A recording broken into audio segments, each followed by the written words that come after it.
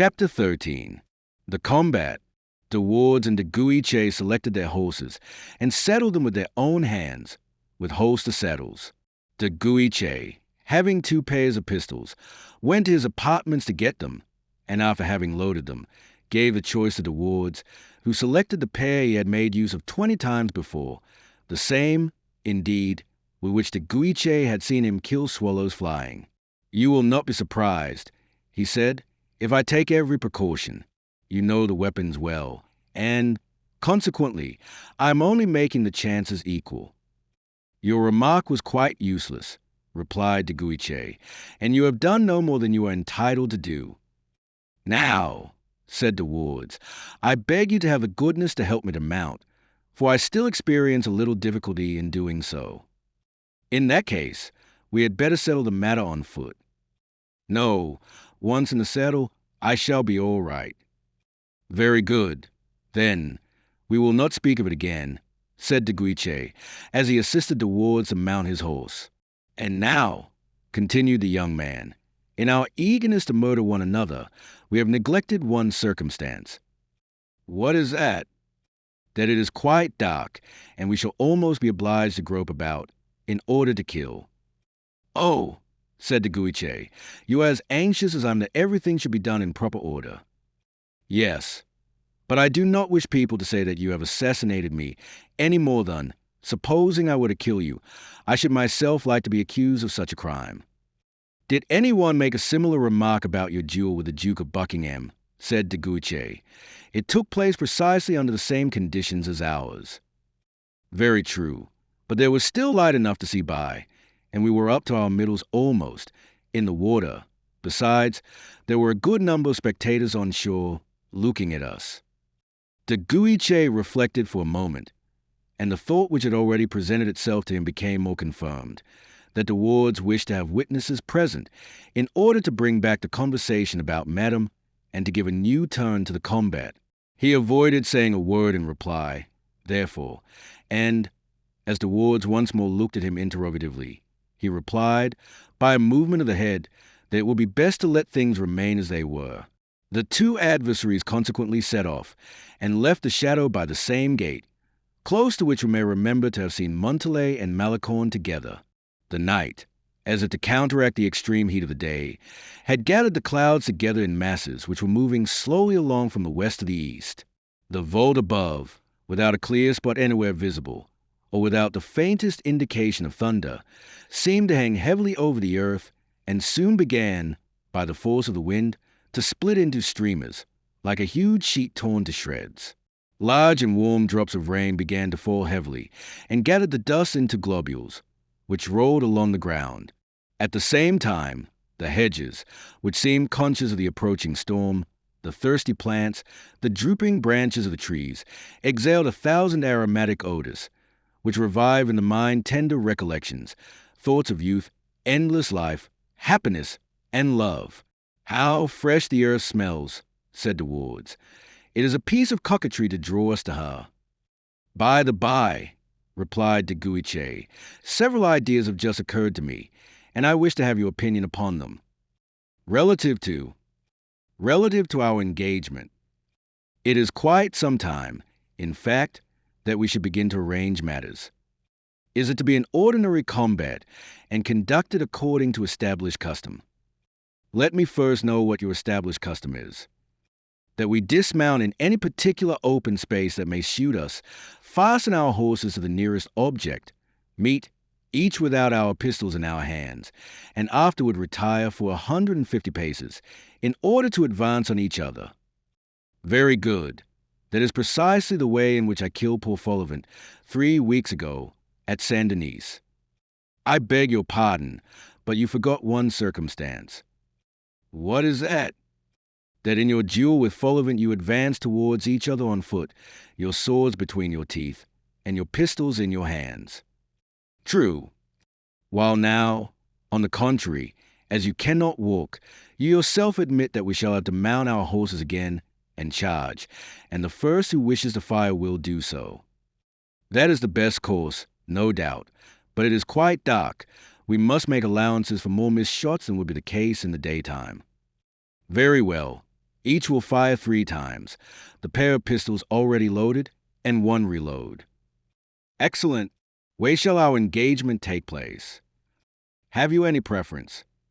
No. You see that small wood which lies before us? The wood which is called roaching. Exactly. You know it perfectly. You know that there's an open glade in the center. Yes. Well, this glade is admirably adapted for such a purpose, with a variety of roads, byplaces, paths, ditches, windings, and avenues. We could not find a better spot. I am perfectly satisfied, if you are so. We are at our destination, if I am not mistaken. Yes. Look at the beautiful open space in the center. The faint light which the stars afford seems concentrated in this spot. The woods which surround it seem, with their berries, to form its natural limits. Very good. Do as you say. Let us first settle the conditions. These are mine. If you have any objection to make, you will state it. I am listening. If the horse be killed, its rider will be obliged to fight on foot. That is a matter of course, since we have no change of horses here. But that does not oblige his adversary to dismount. His adversary will, in fact, be free to act as he likes. The adversaries, having once met in close contact, cannot quit each other under any circumstances, and may, consequently, fire muzzle to muzzle. Agreed. 3 shots and no more will do, I suppose. Quite sufficient, I think. Here are powder and balls of your pistols. Measure out 3 charges. Take 3 balls. I will do the same. Then we will throw the rest of the powder and balls away. And we will solemnly swear, said De Wardes, that we have neither balls nor powder about us. Agreed. And I swear it, said de Guiche, holding his hand towards heaven, a gesture which De Wardes imitated. And now, my dear Comte, said De Wardes, allow me to tell you that I am in no way your dupe. You already are, or soon will be, the accepted lover of Madame. I have detected your secret, and you are afraid I shall tell others of it. You wish to kill me to ensure my silence. That is very clear, and in your place, I should do the same. De Guiche hung down his head. Only, continued De Wardes, triumphantly, was it really worthwhile, tell me, to throw this affair of Bragelonne's on my shoulders? But take care, my dear fellow. In bringing the wild boar to bay, you enrage him to madness. In running down the fox, you endow him with the ferocity of the jaguar. The consequence is that, brought to bay by you, I shall defend myself to the very last. You will be quite right to do so. Yes, but take care. I shall work more harm than you think. In the first place, as a beginning, you will readily suppose that I have not been absurd enough to lock up my secret, or your secret rather, in my own breast. There is a friend of mine who resembles me in every way, a man whom you know very well, who shares my secret with me. So, pray understand that if you kill me, my death will not have been of much service to you, whilst, on the contrary, if I kill you, and everything is possible, you know, you understand. De Guiche shuddered. If I kill you, continued De Wardes, you will have secured 2 mortal enemies to Madame, who will do their very utmost to ruin her. Oh, monsieur, exclaimed de Guiche, furiously, do not reckon upon my death so easily. Of the 2 enemies you speak of, I trust most heartily to dispose of one immediately, and the other at the earliest opportunity. The only reply De Wardes made was a burst of laughter, so diabolical in its sound, that a superstitious man would have been terrified. But de Guiche was not so impressionable as that. I think, he said, that everything is now settled, Monsieur De Wardes. So have the goodness to take your place first, unless you would prefer me to do so. By no means, said De Wardes. I shall be delighted to save you the slightest trouble. And spurring his horse to a gallop, he crossed a wide open space and took his stand at that point of the circumference of the crossroad immediately opposite to where de Guiche was stationed. De Guiche remained motionless. At this distance of 100 paces, the 2 adversaries were absolutely invisible to each other, being completely concealed by the thick shade of elms and chestnuts. A minute elapsed amidst the profoundest silence. At the end of the minute, each of them, in the deep shade in which he was concealed, heard the double click of the trigger as they put the pistols on full cock. De Guiche, adopting the usual tactics, put his horse to a gallop, persuaded that he should render his safety doubly sure by the movement, as well as by the speed of the animal. He directed his course in a straight line towards the point where, in his opinion, the wards would be stationed, and he expected to meet the wards about halfway. But in this he was mistaken. He continued his course, presuming that his adversary was impatiently awaiting his approach. When, however, he had gone about 2/3 of the distance, he beheld a tree suddenly illuminated and a bowl flew by, cutting the plume of his hat in two. Nearly at the same moment, and as if the flash of the first shot had served to indicate the direction of the other, a second report was heard, and a second ball passed through the head of De Guiche's horse, a little below the ear. The animal fell. These two reports, proceeding from the very opposite direction in which he expected to find the wards, surprised him a great deal, but as he was a man of amazing self-possession, he prepared himself for his horse falling, but not so completely, however, that the toe of his boot escaped being caught under the animal as it fell. Very fortunately, the horse in its dying agonies moved so as to enable him to release the leg, which was less entangled than the other. De Guiche rose, fell himself all over, and found that he was not wounded. At the very moment he had felt the horse tottering under him. He placed his pistols in the holsters, afraid that the force of the fall might explode one at least, if not both of them, by which he would have been disarmed and left utterly without defense. Once on his feet, he took the pistols out of the holsters and advanced towards the spot where, by the light of the flash, he had seen the wards appear. The wards had, at the first shot, accounted for the maneuver, than which nothing could have been simpler. Instead of advancing to meet De Guiche, or remaining in his place to await his approach, the wards had, for about 15 paces, followed the circle of the shadow which hid him from his adversary's observation, and at the very moment when the latter presented his flank in his career, he had fired from the place where he stood, carefully taking aim, and assisted instead of being inconvenienced by the horse's gallop. It has been seen that, notwithstanding the darkness, the first ball passed hardly more than an inch above De Guiche's head. De Wardes had so confidently relied upon his aim that he thought he had seen De Guiche fall. His astonishment was extreme when he saw he still remained erect in his saddle. He hastened to fire his second shot, but his hand trembled, and he killed the horse instead. It would be a most fortunate chance for him if De Guiche were to remain held fast under the animal.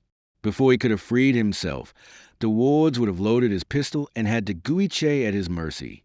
But De Guiche, on the contrary, was up and had 3 shots to fire. De Guiche immediately understood the position of a phase. It would be necessary to exceed De Wardes in rapidity of execution. He advanced, therefore, so as to reach him before he should have had time to reload his pistol. De Wardes saw him approaching like a tempest. The bull was rather tight, and offered some resistance to the ramrod. To load carelessly would be simply to lose his last chance.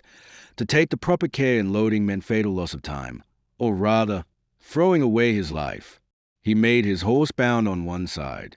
De Guiche turned round also, and, at the moment the horse was quiet again, fired, and the ball carried off De Wardes' hat from his head. De Wardes now knew that he had a moment's time at his own disposal. He availed himself of it in order to finish loading his pistol. De Guiche, noticing that his adversary did not fall, threw the pistol he had just discharged aside and walked straight towards De Wardes, elevating the second pistol as he did so. He had hardly proceeded more than 2 or 3 paces when De Wardes took aim at him as he was walking and fired. An exclamation of anger was De Guiche's answer. The Comte's arm contracted and dropped motionless by his side, and the pistol fell from his grasp. His anxiety was excessive. "I am lost," murmured De Wardes. "He is not mortally wounded." At the very moment, however, De Guiche was about to raise his pistol against De Wardes. The head, shoulders, and limbs of the Comte seemed to collapse. He heaved a deep-drawn sigh, tottered, and fell at the feet of De Wardes' horse. "That is all right," said De Wardes, and gathering up the reins, he struck his spurs into the horse's sides. The horse cleared the Comte's motionless body, and bore De Wardes rapidly back to the chateau. When he arrived there, he remained a quarter of an hour deliberating within himself as to the proper course to be adopted. In his impatience to leave the field of battle, he had omitted to ascertain whether the Guiche were dead or not. A double hypothesis presented itself to De Wardes' agitated mind. Either the Guiche was killed, or the Guiche was wounded only. If he were killed, why should he leave his body in that manner to the tender mercies of the wolves? It was a perfectly useless piece of cruelty, for if the Guiche were dead, he certainly could not breathe a syllable of what had passed. If he were not killed, why should he, De Wardes, in leaving him there and cared for, allow himself to be regarded as a savage incapable of one generous feeling? This last consideration determined his line of conduct. De Wardes immediately instituted inquiries after Manicamp. He was told that Manicamp had been looking after the Guiche, and, not knowing where to find him, had retired to bed. De Wardes went and awoke the sleeper, without any delay, and related the whole affair to him, which Manicamp listened to in perfect silence, but with an expression of momentarily increasing energy, of which his face could hardly have been supposed capable. It was only when De Wardes had finished that Manicamp uttered the words, "Let us go." As they proceeded, Manicamp became more and more excited, and in proportion as De Wardes related the details of the affair to him, his countenance assumed every moment a darker expression. "And so," he said, when De Wardes had finished, "you think he is dead?" "Alas, I do." "And you fought in that manner, without witnesses?" "He insisted upon it." "It is very singular." "What do you mean by saying it is singular?" "That it is very unlike Monsieur de Guiche's disposition." "You do not doubt my word, I suppose." Hum. You do doubt it, then?" "A little, but I shall doubt it more than ever. I warn you, if I find the poor fellow is really dead." "Monsieur Manicamp." "Monsieur de Wardes." "It seems you intend to insult me." "Just as you please. The fact is, I never did like people who come and say, 'I have killed such and such a gentleman in a corner. It is a great pity, but I killed him in a perfectly honorable manner.' It has an ugly appearance, M. de Wardes." "Silence. We have arrived." In fact, the glade could now be seen, and in the open space lay the motionless body of the dead horse. To the right of the horse, upon the dark grass, with his face against the ground, the poor comte lay, bathed in his blood. He had remained in the same spot, and did not even seem to have made the slightest movement. Manicamp threw himself on his knees, lifted the comte in his arms, and found him quite cold and steeped in blood. He let him gently fall again. Then, stretching out his hand and feeling all over the ground close to where the comte lay, he sought until he found De Guiche's pistol. "By heaven," he said, rising to his feet, pale as death and with the pistol in his hand, "you are not mistaken. He is quite dead." "Dead," repeated De Wardes.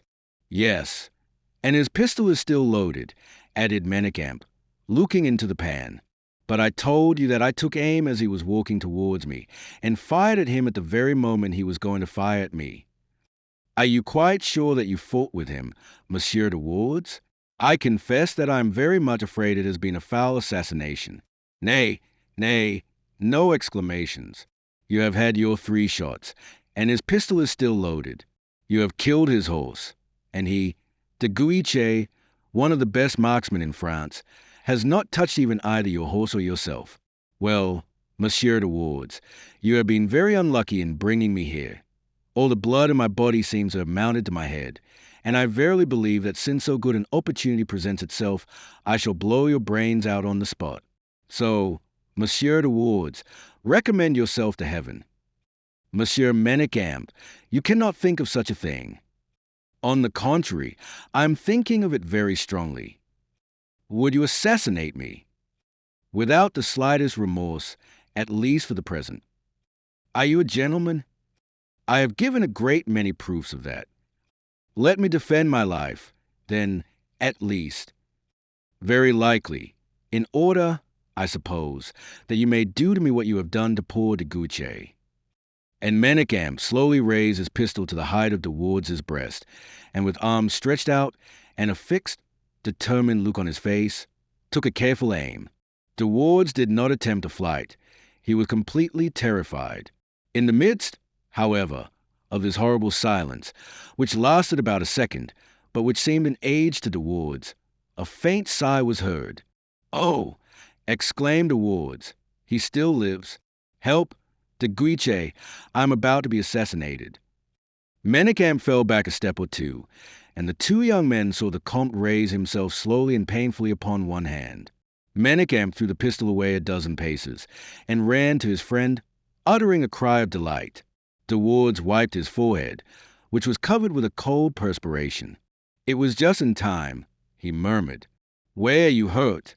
inquired Manicamp of de Guiche, "and whereabouts are you wounded?"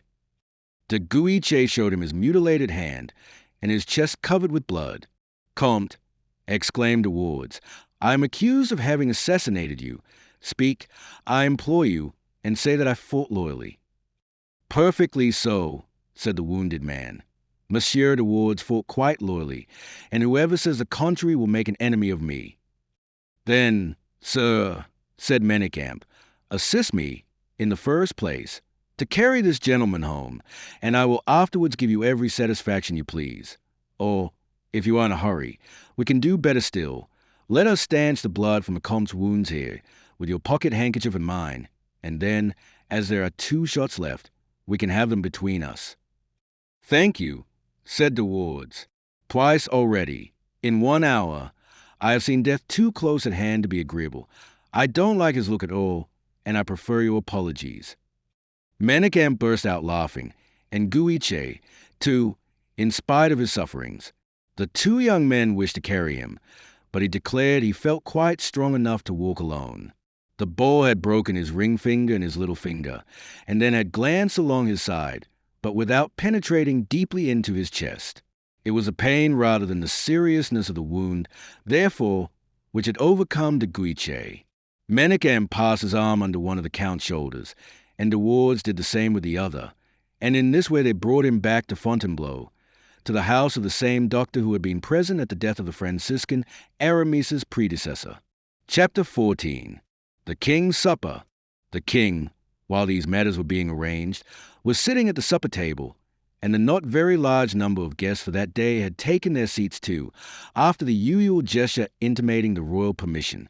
At this period of Louis XIV's reign, although etiquette was not governed by the strict regulations subsequently adopted, the French court had entirely thrown aside the traditions of good fellowship and patriarchal affability existing in the time of Henry IV, which the suspicious mind of Louis XIII had gradually replaced with pompous state and ceremony, which he despaired of being able fully to realize.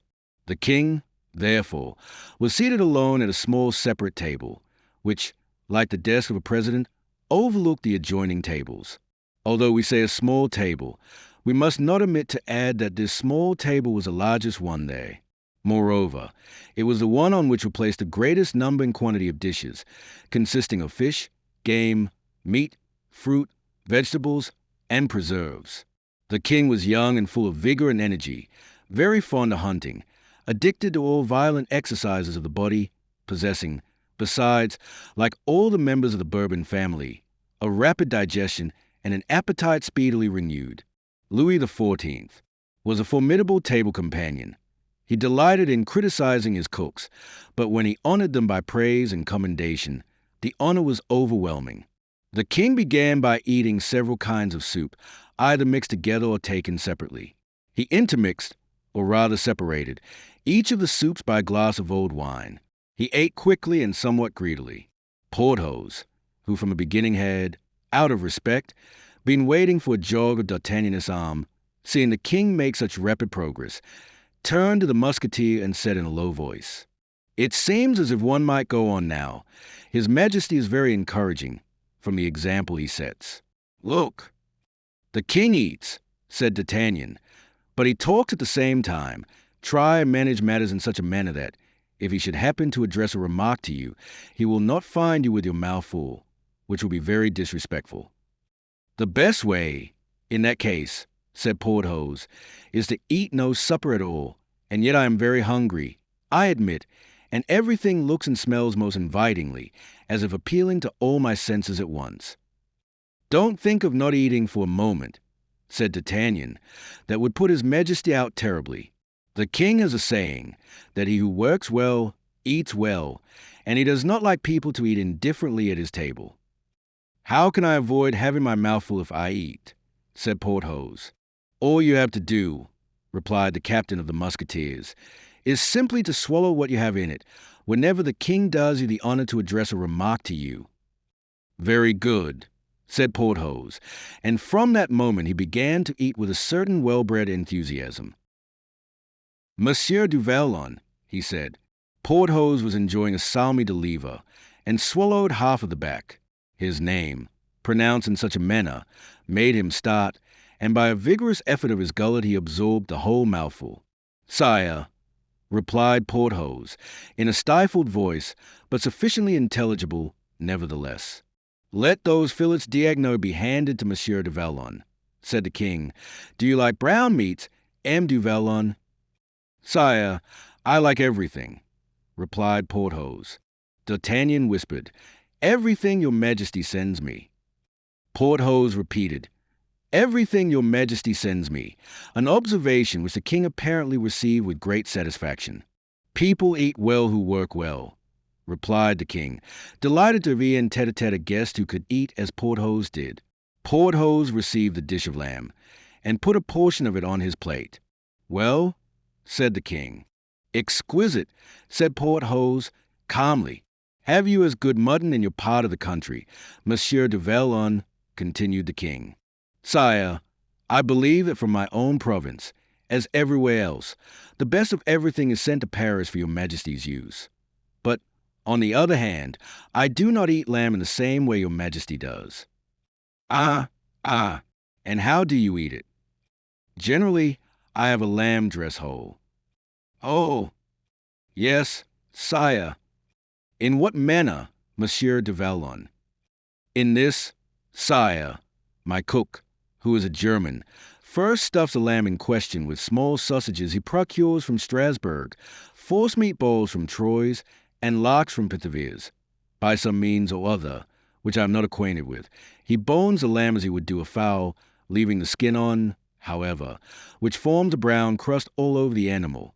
When it is cut in beautiful slices, in the same way as an enormous sausage, a rose-colored gravy pours forth, which is as agreeable to the eye as it is exquisite to the palate. And Porthos finished by smacking his lips. The king opened his eyes with delight, and, while cutting some of the faisanie and daube, which was being handed to him, he said, That is a dish I should very much like to taste, Monsieur du Vallon. Is it possible? A whole lamb? Absolutely an entire lamb, sire. Pass those pheasants to M. du Vallon. I perceive he is an amateur. The order was immediately obeyed.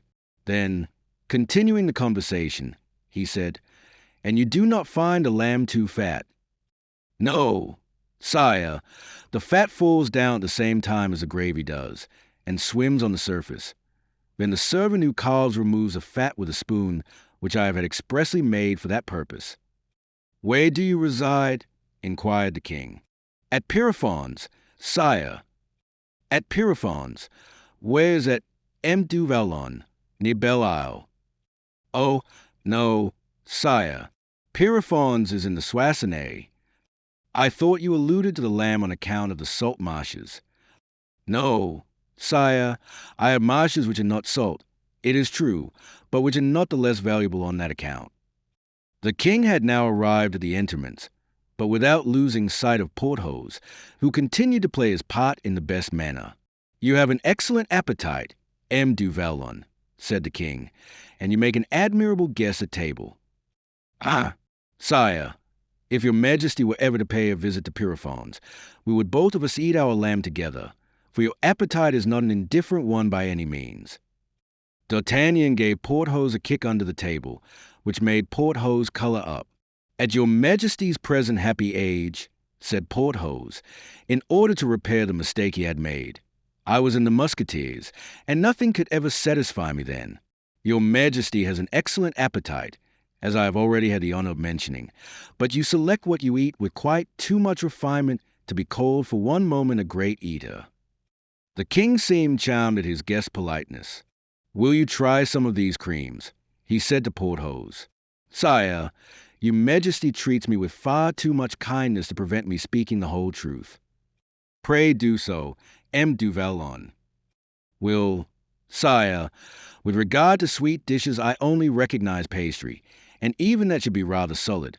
All these frothy substances swell the stomach, and occupy a space which seems to me to be too precious to be so badly tenanted."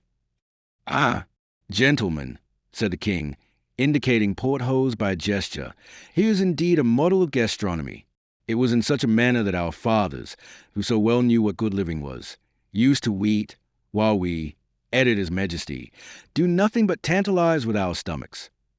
And as he spoke, he took the breast of a chicken with ham, while Porthos attacked a dish of partridges and quails. The cupbearer filled His Majesty's glass. "Give M. du Vallon some of my wine," said the king. This was one of the greatest honors of the royal table. D'Artagnan pressed his friend's knee. "If you could only manage to swallow the half of that boar's head I see yonder," said he to Porthos, "I shall believe you will be a duke and peer within the next 12 months. "Presently," said Porthos, phlegmatically, "I shall come to that by and by." In fact, it was not long before it came to the boar's turn, for the king seemed to take pleasure in urging on his guest. He did not pass any of the dishes to Porthos until he had tasted them himself, and he accordingly took some of the boar's head. Porthos showed that he could keep pace with his sovereign, and, instead of eating the half, as D'Artagnan had told him, he ate 3/4 of it. "It is impossible," said the king in an undertone, "that a gentleman who eats so good a supper every day, and who has such beautiful teeth, can be otherwise than the most straightforward, upright man in my kingdom." "Do you hear?" said D'Artagnan in his friend's ear. "Yes, I think I am rather in favor," said Porthos, balancing himself on his chair. "Oh, you are in luck's way." The king and Porthos continued to eat in the same manner, to the great satisfaction of the other guests, some of whom, from emulation, had attempted to follow them, but were obliged to give up halfway. The king soon began to get flushed, and the reaction of the blood to his face announced that the moment of repletion had arrived. It was then that Louis XIV, instead of becoming gay and cheerful, as most good livers generally do, became dull, melancholy, and taciturn. Porthos, on the contrary, was lively and communicative. The Tannon's foot had more than once to remind him of this peculiarity of the king. The dessert now made its appearance. The king had ceased to think anything further of Porthos. He turned his eyes anxiously towards the entrance door, and he was heard occasionally to inquire how it happened that Monsieur de Saint Aignan was so long in arriving. At last, at the moment when His Majesty was finishing a pot of preserved plums with a deep sigh, Saint Aignan appeared. The king's eyes, which had become somewhat dull, immediately began to sparkle. The Comte advanced towards the king's table, and Louis rose at his approach. Everybody got up at the same time, including Porthos, who was just finishing an almond cake capable of making the jaws of a crocodile stick together. The supper was over. Chapter 15. After supper, the king took Saint Aignan by the arm and passed into the adjoining apartment. "What has detained you, Comte?" said the king. "I was bringing the answer, sire," replied the Comte. "She has taken a long time to reply to what I wrote her." "Sire, your Majesty deigned to write in verse, and Mademoiselle de la Vallière wished to repay your Majesty in the same coin, that is to say, in gold." "Verses, Saint Aignan!" exclaimed the king in ecstasy. "Give them to me at once." And Louis broke the seal of a little letter, including the verses which history has preserved entire for us, and which are more meritorious in invention than in execution. Such as they were, however, the king was enchanted with them, and exhibited his satisfaction by unequivocal transports of delight. But the universal silence which reigned in the rooms warned Louis, so sensitively particular with regard to good breeding, that his delight must give rise to various interpretations. He turned aside and put the note in his pocket, and then advancing a few steps, which brought him again to the threshold of the door close to his guests, he said, "M. du Vallon, I have seen you today with the greatest pleasure, and my pleasure will be equally great to see you again." Porthos bowed as a Colossus of Rhodes would have done, and retired from the room with his face towards the king. M. d'Artagnan, continued the king, you will await my orders in the gallery. I am obliged to you for having made me acquainted with M. du Vallon. Gentlemen, addressing himself to the other guests, I return to Paris tomorrow on account of the departure of the Spanish and Dutch ambassadors. Until tomorrow, then. The apartment was immediately cleared of the guests. The king took Saint Aignan by the arm, made him read La Valliere's verses over again, and said, "What do you think of them?" "Charming, sire. They charm me, in fact, and if they were known. Oh, the professional poets would be jealous of them, but it is not likely they will know anything about them. Did you give her mine?" "Oh, sire, she positively devoured them. They were very weak, I am afraid. That is not what Mademoiselle de la Vallière said of them. Do you think she was pleased with them?" "I am sure of it, sire." "I must answer. Then, oh, sire, immediately after supper, your Majesty will fatigue yourself." "You are quite right. Study after eating is notoriously injurious. The labor of a poet especially so. And besides, there's great excitement prevailing at Mademoiselle de la Valliere's." "What do you mean?" "With her as with all the ladies of the court." "Why?" "On account of poor de Guiche's accident." "Has anything serious happened to de Guiche, then?" "Yes, sire. He has one hand nearly destroyed, a hole in his breast. In fact, he is dying." "Good heavens! Who told you that?" "Manicamp brought him back just now to the house of a doctor here in Fontainebleau, and the rumor soon reached us all." "Brought back? Poor de Guiche. And how did it happen?" "Ah, that is the very question. How did it happen?" "You say that in a very singular manner. Saint Aignan, give me the details. What does he say himself?" "He says nothing, sire, but others do." "What others?" "Those who brought him back, sire." "Who are they?" "I do not know, sire, but M. de Manicamp knows. M. de Manicamp is one of his friends." "As everybody is, indeed," said the king. "Oh, no," returned Saint Aignan. "You are mistaken, sire.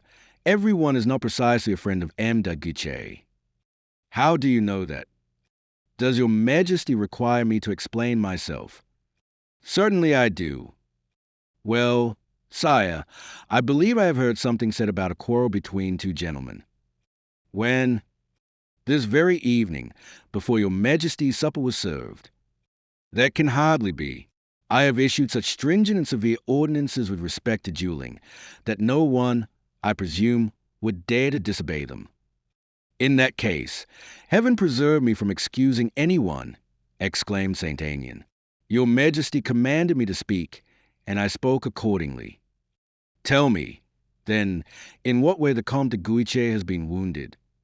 "Sire, it is said to have been at a boar hunt." "This evening?" "Yes, sire. One of his hands shattered, and a hole in his breast." "Who was at the hunt with M. de Guiche?"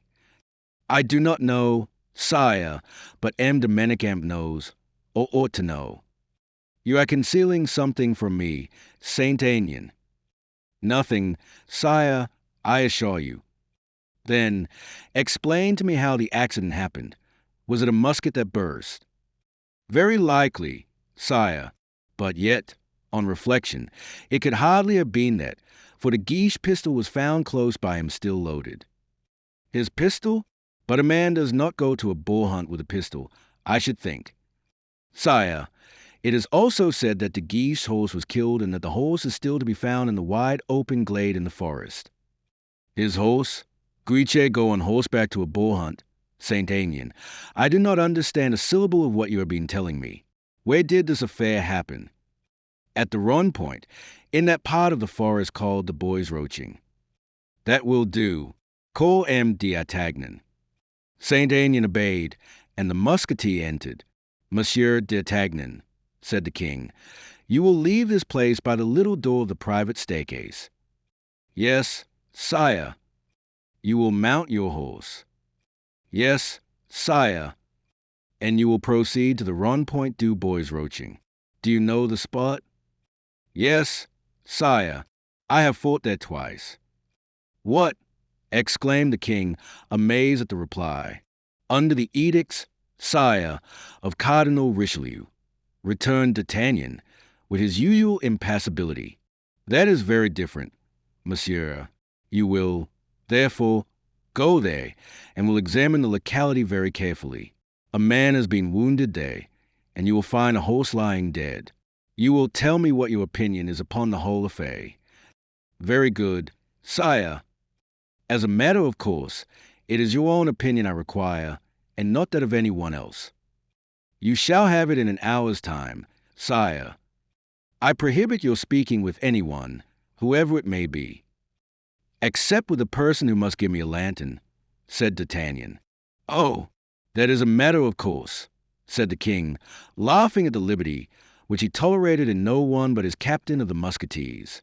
D'Artagnan left by the little staircase. Now, let my physician be sent for, said Louis.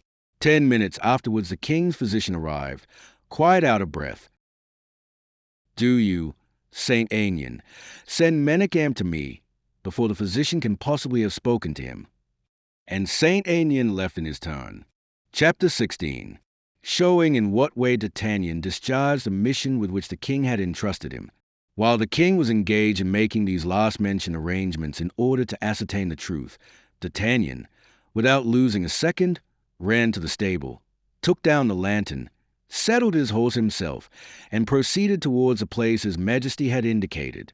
According to the promise he had made, he had not accosted anyone, and, as we have observed, he had carried his scruples so far as to do without the assistance of the stable helpers altogether. D'Artagnan was one of those who in moments of difficulty pride themselves on increasing their own value. By dint of hard galloping, he in less than 5 minutes reached the wood, fastened his horse to the first tree he came to, and penetrated to the broad open space on foot. He then began to inspect most carefully, on foot and with his lantern in his hand, the whole surface of the run point, went forward, turned back again, measured, examined, and after half an hour's minute inspection, he returned silently to where he had left his horse, and pursued his way in deep reflection and at a foot pace to Fontainebleau. Louis was waiting in his cabinet. He was alone, and with a pencil was scribbling on paper certain lines which D'Artagnan, at the first glance, recognized as unequal and very much touched up. The conclusion he arrived at was that they must be verses. The king raised his head and perceived D'Artagnan. "Well, monsieur," he said, "do you bring me any news?" "Yes, sire." "What have you seen?" "As far as probability goes, sire," D'Artagnan began to reply, "it was certainty I requested of you." "Well, the result, M. D'Artagnan." "Sire, your Majesty told me that there was a horse lying dead in the crossroad of the Bois Roaching, and I began, therefore, by studying the roads. I say the roads, because the center of the crossroad is reached by 4 separate roads. The one that I myself took was the only one that presented any fresh traces. 2 horses had followed it side by side. Their 8 feet were marked very distinctly in the clay. One of the riders was more impatient than the other, for the footprints of the one were invariably in advance of the other about half a horse's length. "Yes, sire. The horses are 2 rather large animals of equal pace, horses well used to maneuvers of all kinds, for they wheeled round the barrier of the run point together." "Well, and after?" "The 2 cavaliers paused there for a minute, no doubt to arrange the conditions of the engagement. The horses grew restless and impatient. One of the riders spoke, while the other listened and seemed to have contented himself by simply answering. His horse pawed the ground, which proves that his attention was so taken up by listening that he let the bridle fall from his hand." "A hostile meeting did take place then?" "Undoubtedly." "Continue. You are a very accurate observer." "One of the 2 cavaliers remained where he was standing, the one, in fact, who had been listening. The other crossed the open space, and at first placed himself directly opposite to his adversary. The one who had remained stationary traversed the run point at a gallop, about 2/3 of its length, thinking that by this means he would gain upon his opponent. but the latter had followed the circumference of the wood. You are ignorant of their names, I suppose. Completely so, sire. Only he who followed the circumference of the wood was mounted on a black horse. How do you know that? I found a few hairs of his tail among the brambles which bordered the sides of the ditch. Go on. As for the other horse, there can be no trouble in describing him, since he was left dead on the field of battle. What was the cause of his death? A ball which had passed through his brain. Was the ball that of a pistol or a gun? It was a pistol bullet, sire. Besides, the manner in which the horse was wounded explained to me the tactics of the man who had killed it. He had followed the circumference of the wood in order to take his adversary in flank. Moreover, I followed his foot tracks on the grass. The tracks of the black horse, do you mean? Yes, sire. Go on, Monsieur d'Artagnan. As your Majesty now perceives the position of the two adversaries, I will, for a moment, leave the cavalier who had remained stationary for the one who started off at a gallop. Do so. The horse of the cavalier who rode at full speed was killed on the spot. How do you know that? The cavalier had not time even to throw himself off his horse, and so fell with it. I observed the impression of his leg, which, with a great effort, he was enabled to extricate from under the horse. The spur, pressed down by the weight of the animal, had plowed up the ground. Very good.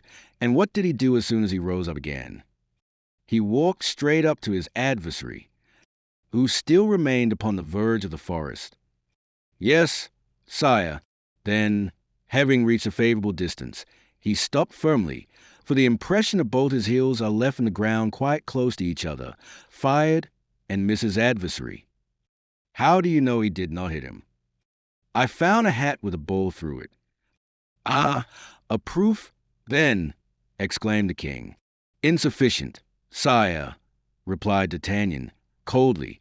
It is a hat without any letters indicating its ownership, without arms, a red feather, as all hats have.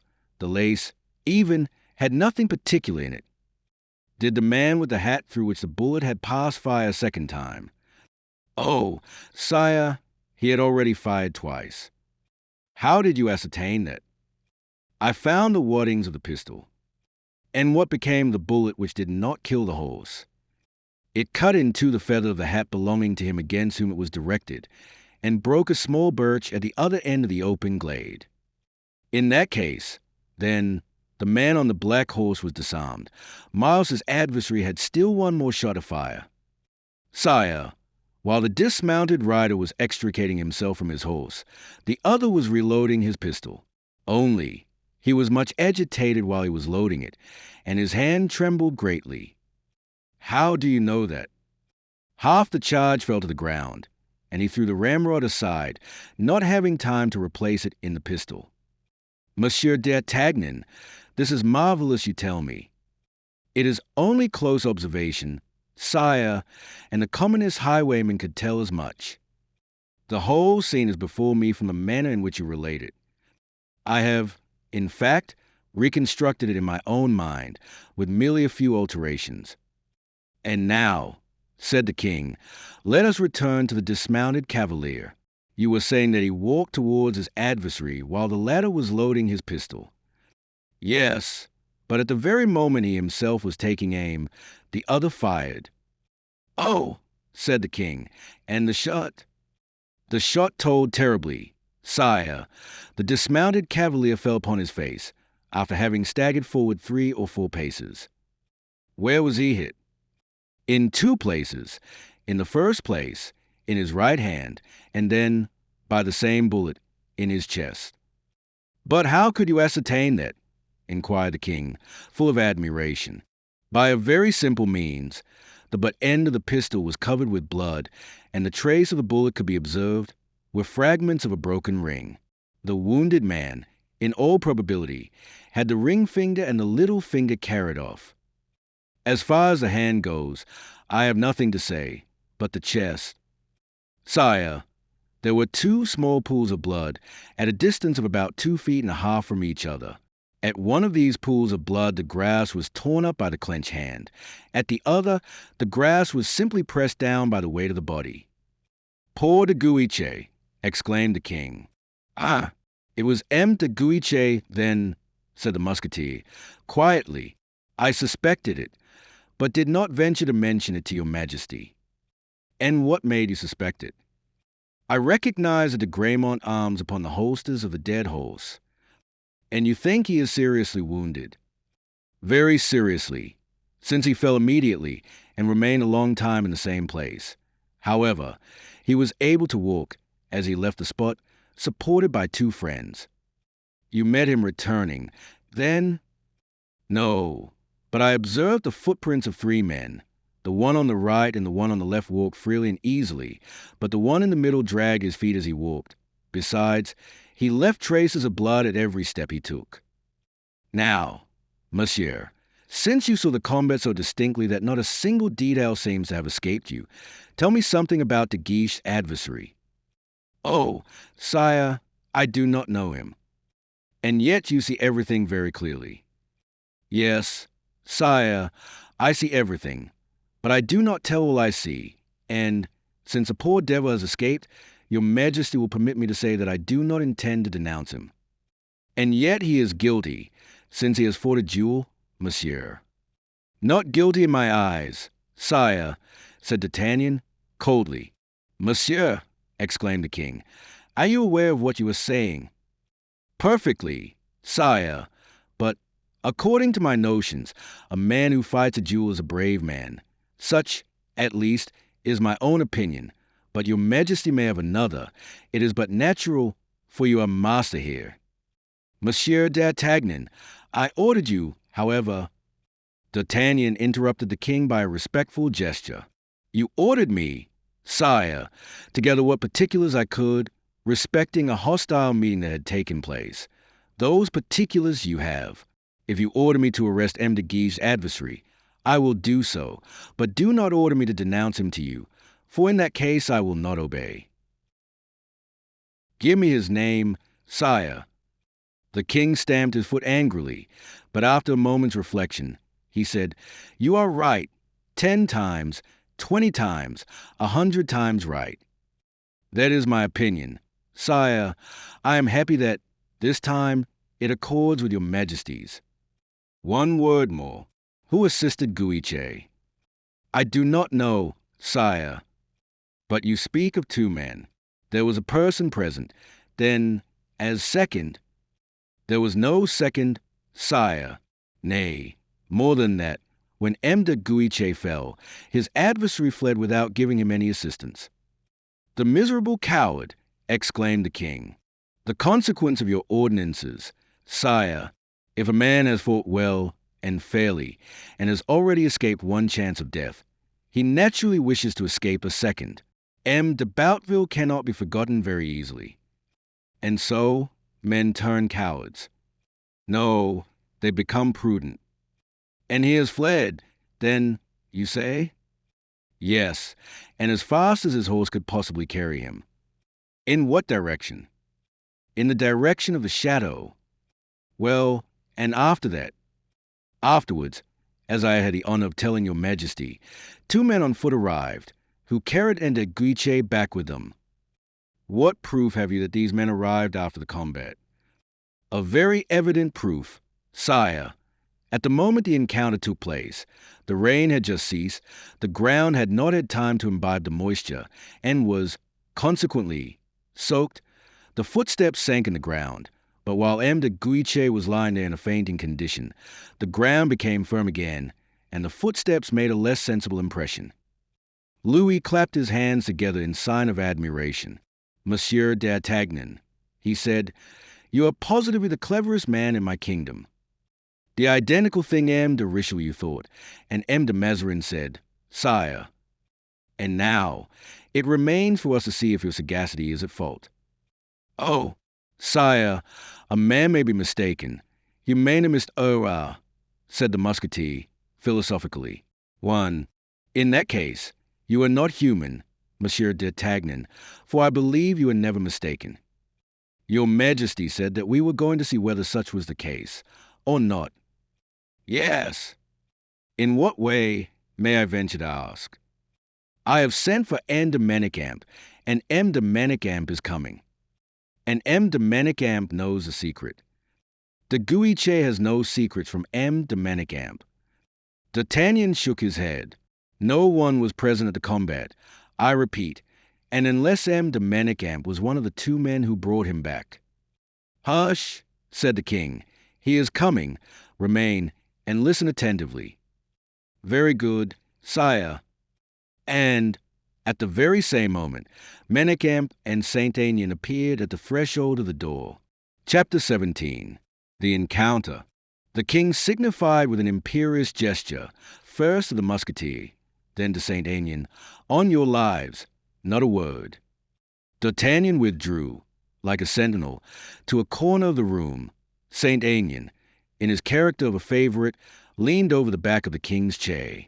Manicamp, with his right foot properly advanced, a smile upon his lips, and his white and well-formed hands gracefully disposed, advanced to make his reverence to the king, who returned the salutation by a bow. "Good evening, M. de Manicamp," he said. "Your Majesty did me the honor to send for me," said Manicamp. "Yes, in order to learn from you all the details of the unfortunate accident which has befallen the Comte de Guiche." "Oh, sire, it is grievous indeed." "You were there." "Not precisely, sire, but you arrived on the scene of the accident a few minutes after it took place." "Sire, about half an hour afterwards." "And where did the accident happen?" "I believe, sire, the place is called the Rond-Point du Bois Roaching." "Oh, the rendezvous of the hunt." "The very spot, sire." "Good. Give me all the details you are acquainted with respecting this unhappy affair, Monsieur de Manicamp. Perhaps your Majesty has already been informed of them, and I fear to fatigue you with useless repetition." "No, do not be afraid of that." Manicamp looked round him. He saw only D'Artagnan leaning with his back against the wainscot. D'Artagnan, calm, kind, and good-natured as usual, and Saint Aignan, whom he had accompanied, and who still leaned over the king's armchair with an expression of countenance equally full of good feeling. He determined, therefore, to speak out. "Your Majesty is perfectly aware," he said, "that accidents are very frequent in hunting." "In hunting, do you say?" "I mean, sire, when an animal is brought to bay." Ah, said the king. "It was when the animal was brought to bay, then, that the accident happened."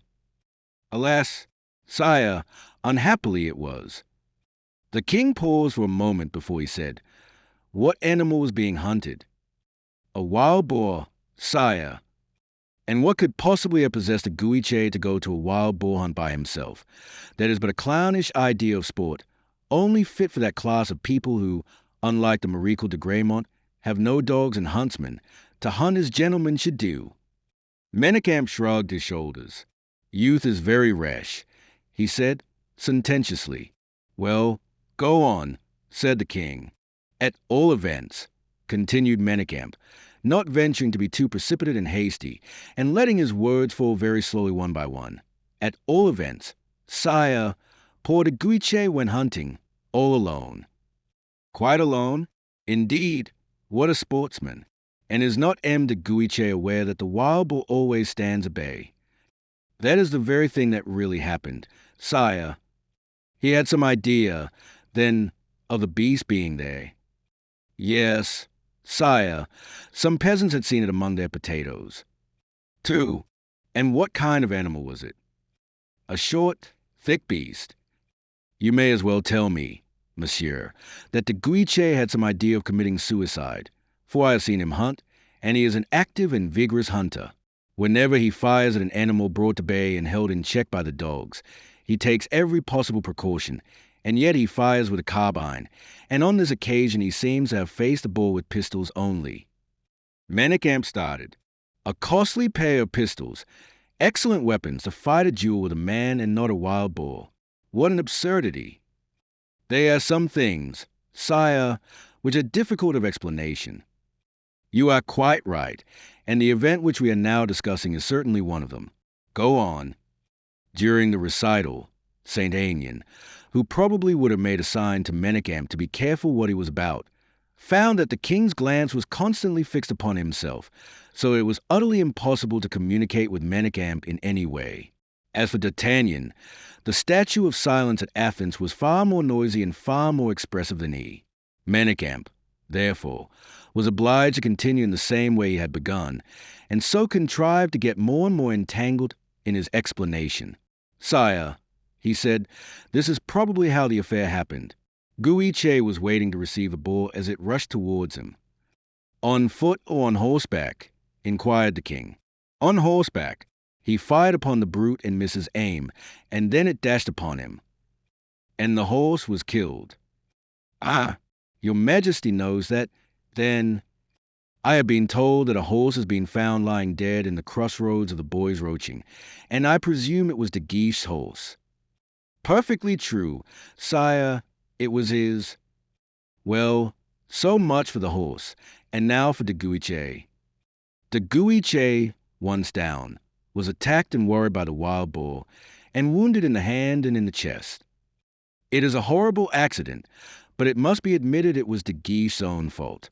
How could he possibly have gone to hunt such an animal merely armed with pistols? He must have forgotten the fable of Adonis. Menachem rubbed his ear in seeming perplexity. "Very true," he said. "It was very imprudent." "Can you explain it, Monsieur Menachem?" "Sire, what is written is written." "Ah, you are a fatalist." "I am angry with you, Monsieur Menachem," continued the king. "With me, sire?" "Yes. How is it that you, who are de Guiche's intimate friend, and who know that he is subject to such acts of folly, did not stop him in time?" Menachem no longer knew what to do. The tone in which the king spoke was anything but that of a credulous man. On the other hand, it did not indicate any particular severity, nor did he seem to care very much about the cross-examination. There was more of raillery in it than menace. "And you say, then," continued the king, "that it was positively de Guiche's horse that was found dead?" "Quite positive, sire." "Did that astonish you?" "No, sire, for your Majesty will remember that, at the last hunt, M. de Saint-Maur had a horse killed under him, and in the same way." "Yes, but that one was ripped open." "Of course, sire. Had Guiche's horse been ripped open like M. de Saint-Maur's horse, I should not have been astonished." Menachem opened his eyes very wide. "Am I mistaken?" resumed the king. "Was it not in the frontal bone that de Guiche's horse was struck? You must admit, Monsieur de Menachem, that that is a very singular place for a wild boar to attack. You are aware, sire, that the horse is a very intelligent animal, and he doubtless endeavored to defend himself. But a horse defends himself with his heels and not with his head. In that case, the terrified horse may have slipped or fallen down," said Menachem. "And the boar? You understand, sire, the boar." "Oh, I understand that perfectly, as far as the horse is concerned. But how about his rider?" "Well, that, too, is simple enough.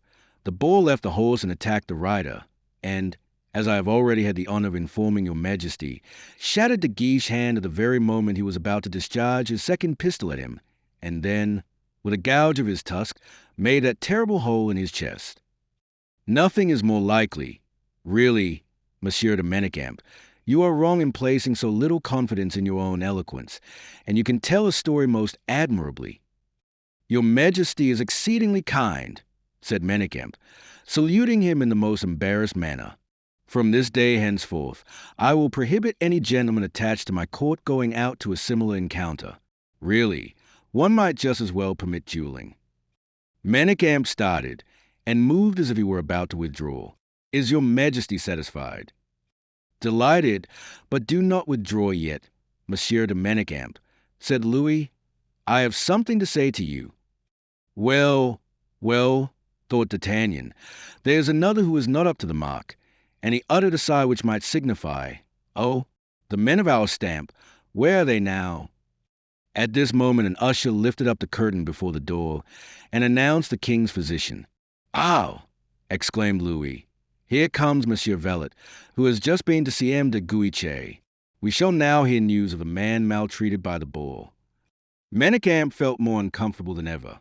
In this way, at least, added the king, our conscience will be quite clear.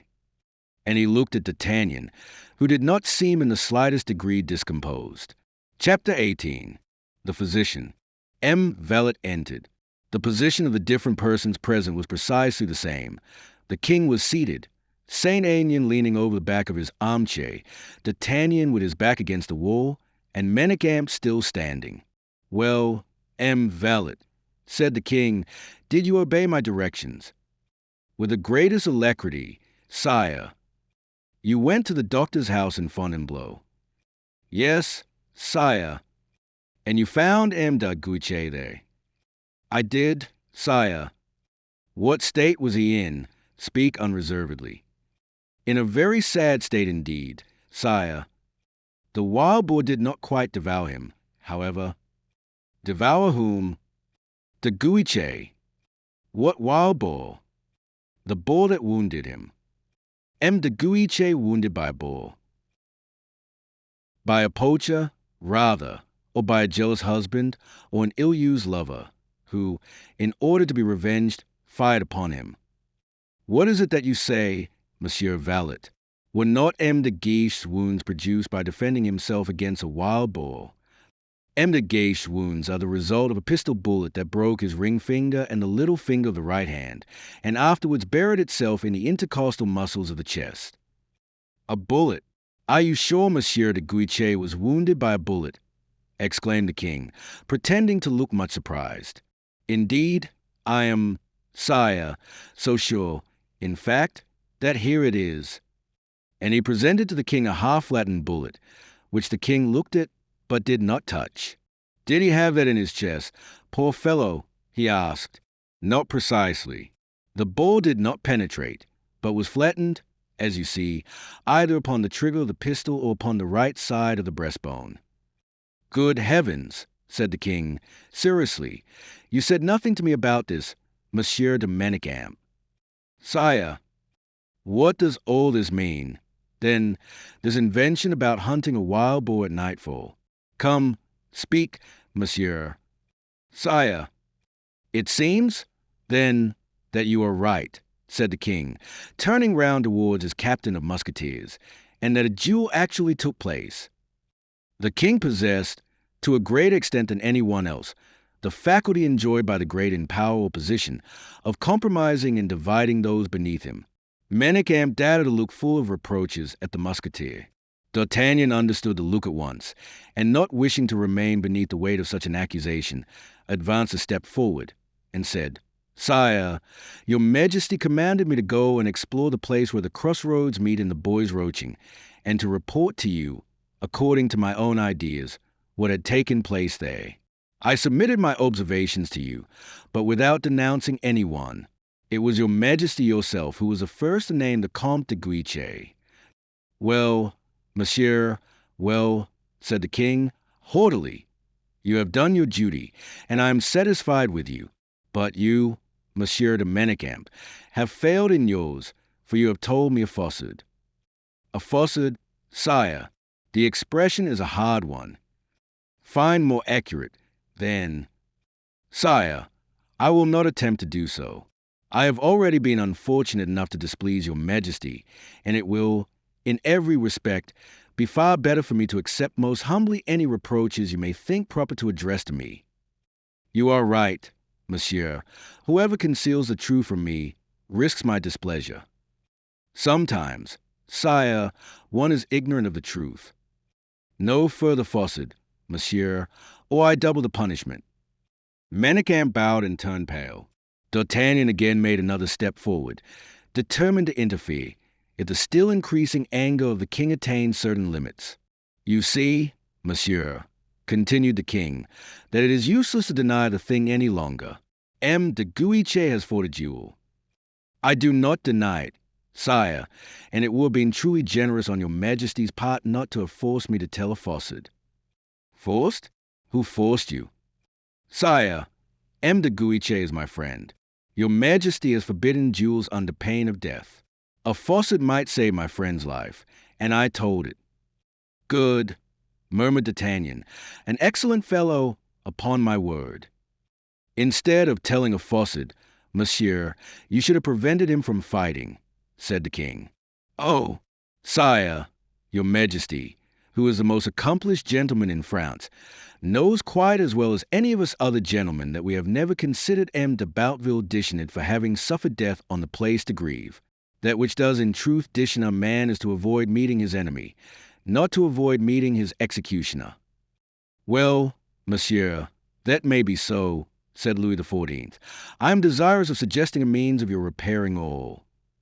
If it be a means of which a gentleman may avail himself, I shall most eagerly seize the opportunity. The name of M. de Guiche's adversary. Oh, murmured D'Artagnan. Are we going to take Louis XIII as a model? Sire, said Manicamp, with an accent of reproach. You will not name him, then, said the king. Sire, I do not know him. Bravo, murmured D'Artagnan. Monsieur de Manicamp, hand your sword to the captain. Manicamp bowed very gracefully, unbuckled his sword, smiling as he did so, and handed it for the musketeer to take. But Saint Aignan advanced hurriedly between him and D'Artagnan. Sire, he said, will your majesty permit me to say a word? Do so, said the king, delighted, perhaps, at the bottom of his heart, for someone to step between him and the wrath he felt he had carried him too far. Manicamp, you are a brave man, and the king will appreciate your conduct, but to wish to serve your friends too well is to destroy them. Manicamp, you know the name the king asks you for. It is perfectly true, I do know it. You will give it up then. If I felt I ought to have mentioned it, I should have already done so. Then I will tell it, for I am not so extremely sensitive on such points of honor as you are. You are at liberty to do so, but it seems to me, however... Oh, a truce to magnanimity. I will not permit you to go to the Bastille in that way. Do you speak, or I will? Manicamp was keen-witted enough, and perfectly understood that he had done quite sufficient to produce a good opinion of his conduct. It was now only a question of persevering in such a manner as to regain the good graces of the king. Speak, monsieur, he said to Saint Aignan. I have on my own behalf done all that my conscience told me to do, and it must have been very importunate. He added, turning towards the king, since its mandates led me to disobey your majesty's commands, but your majesty will forgive me, I hope, when you learn that I was anxious to preserve the honor of a lady. Of a lady? Said the king, with some uneasiness. Yes, sire. A lady was the cause of this duel. Manicamp bowed. If the position of the lady in question warrants it, he said, I shall not complain of your having acted with so much circumspection. On the contrary, indeed. Sire, everything which concerns your majesty's household, or the household of your majesty's brother, is of importance in my eyes.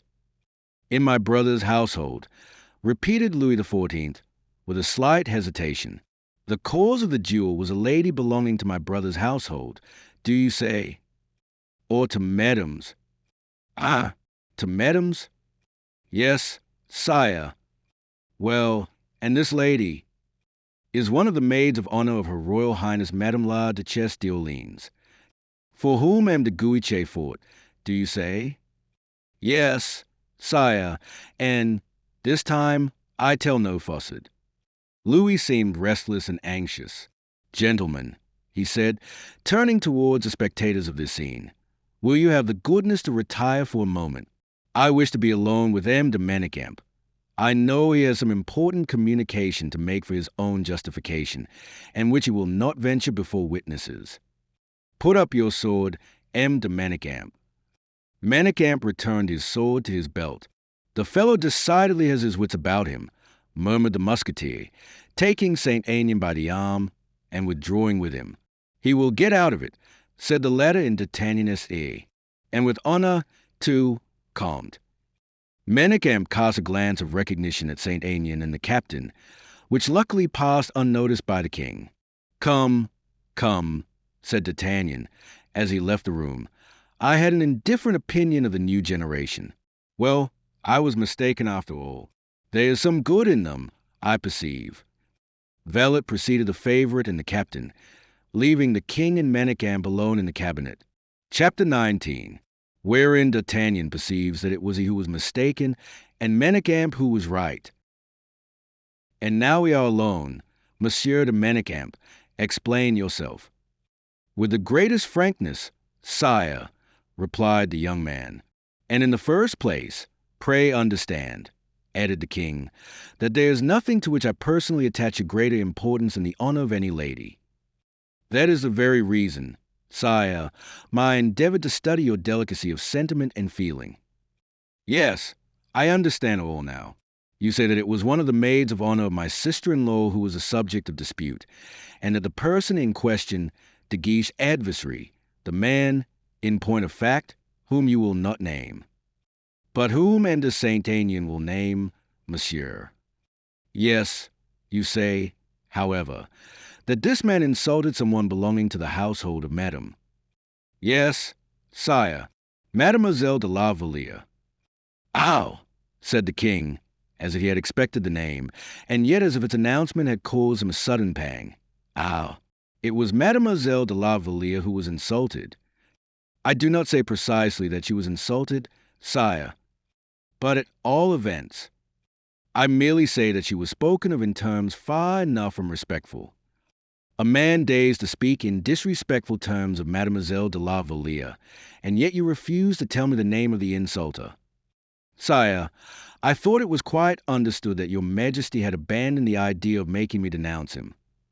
Perfectly true, monsieur, returned the king, controlling his anger. Besides, I shall know in good time the name of this man whom I shall feel it my duty to punish. Manicamp perceived that they had returned to the question again. As for the king, he saw he had allowed himself to be hurried away a little too far, and therefore continued, and I will punish him, not because there is any question of Mademoiselle de la Vallière, although I esteem her very highly, but because a lady was the object of the quarrel, and I intend that ladies shall be respected at my court, and that quarrels shall be put a stop to altogether. Manicamp bowed. And now, Monsieur de Manicamp, continued the king, what was said about Mademoiselle de la Vallière? Cannot your Majesty guess? Aye. Your Majesty can imagine the character of a jest in which young men permit themselves to indulge. They very probably said that she was in love with someone. The king ventured to remark, probably so. But Mademoiselle de la Vallière has a perfect right to love anyone she pleases, said the king. That is the very point that Guiche maintained. And on account of which he fought, do you mean? Yes, sire, the sole and only cause. The king colored, and you do not know anything more. Then, in what respect, sire? In the very interesting respect which you are now referring to. What does your Majesty wish to know? Why, the name of the man with whom La Vallière is in love, and whom De Guiche's adversary disputed her right to love. Sire, I know nothing, I have heard nothing, and have learnt nothing, even accidentally, but De Guiche is a noble-hearted fellow, and if, momentarily, he substituted himself in the place or stead of La Vallière's protector, it was because that protector was himself of too exalted position to undertake her defense. These words were more than transparent. They made the king blush, but this time with pleasure. He struck Manicamp gently on the shoulder. Well, Monsieur de Manicamp, you are not only a ready, witty fellow, but a brave gentleman besides, and your friend de Guiche is a paladin quite after my own heart. You will express that to him from me. Your Majesty forgives me, then, completely, and I am free. The king smiled and held out his hand to Manicamp, which he took and kissed respectfully. And then, added the king, you relate stories so charmingly. Aye, sire, you told me in the most admirable manner the particulars of the accident which happened to Guiche. I can see the wild boar rushing out of the wood. I can see the horse fall down fighting with his head, and the boar rush from the horse to the rider. You do not simply relate a story well. You positively paint its incidents. Sire, I think your Majesty condescends to laugh at my expense, said Manicamp. On the contrary, said Louis, seriously. "I have so little intention of laughing, Monsieur de Manicamp, that I wish you to relate this adventure to everyone." "The adventure of the hunt?" "Yes, in the same manner you told it to me, without changing a single word. You understand." "Perfectly, sire." "And you will relate it, then, without losing a minute." "Very well. And now summon M. d'Artagnan. I hope you are no longer afraid of him." "Oh, sire, from the very moment I am sure of your Majesty's kind disposition, I no longer fear anything." "Call him, then," said the king. Manicamp opened the door and said, "Gentlemen, the king wishes you to return." D'Artagnan, Saint Aignan, and Valet entered. "Gentlemen," said the king, "I summoned you for the purposes of saying that Monsieur de Manicamp's explanation has entirely satisfied me." D'Artagnan glanced at Valet and Saint Aignan, as much as to say, "Well, did I not tell you so?" The king led Manicamp to the door, and then in a low tone of voice said, "See that M. de Guiche takes good care of himself, and particularly that he recovers as soon as possible. I am very desirous of thanking him in the name of every lady, but let him take special care that he does not begin again. Were he to die 100 times, sire, he would begin again if your Majesty's honor were in any way called in question."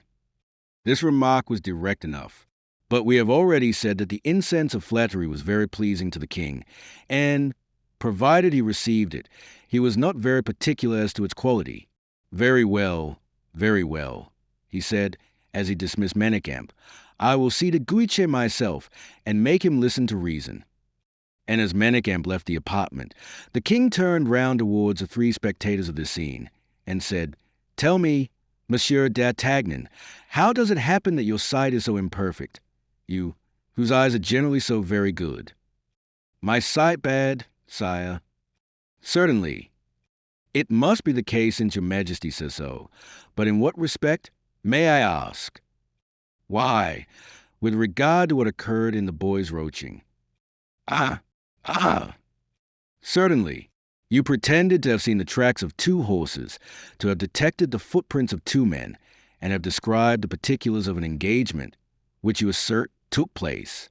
Nothing of the sort occurred, pure illusion on your part." Ah, said D'Artagnan. "Exactly the same thing with the galloping to and fro of the horses, and the other indications of a struggle. It was a struggle of de Guiche against the wild boar, and absolutely nothing else.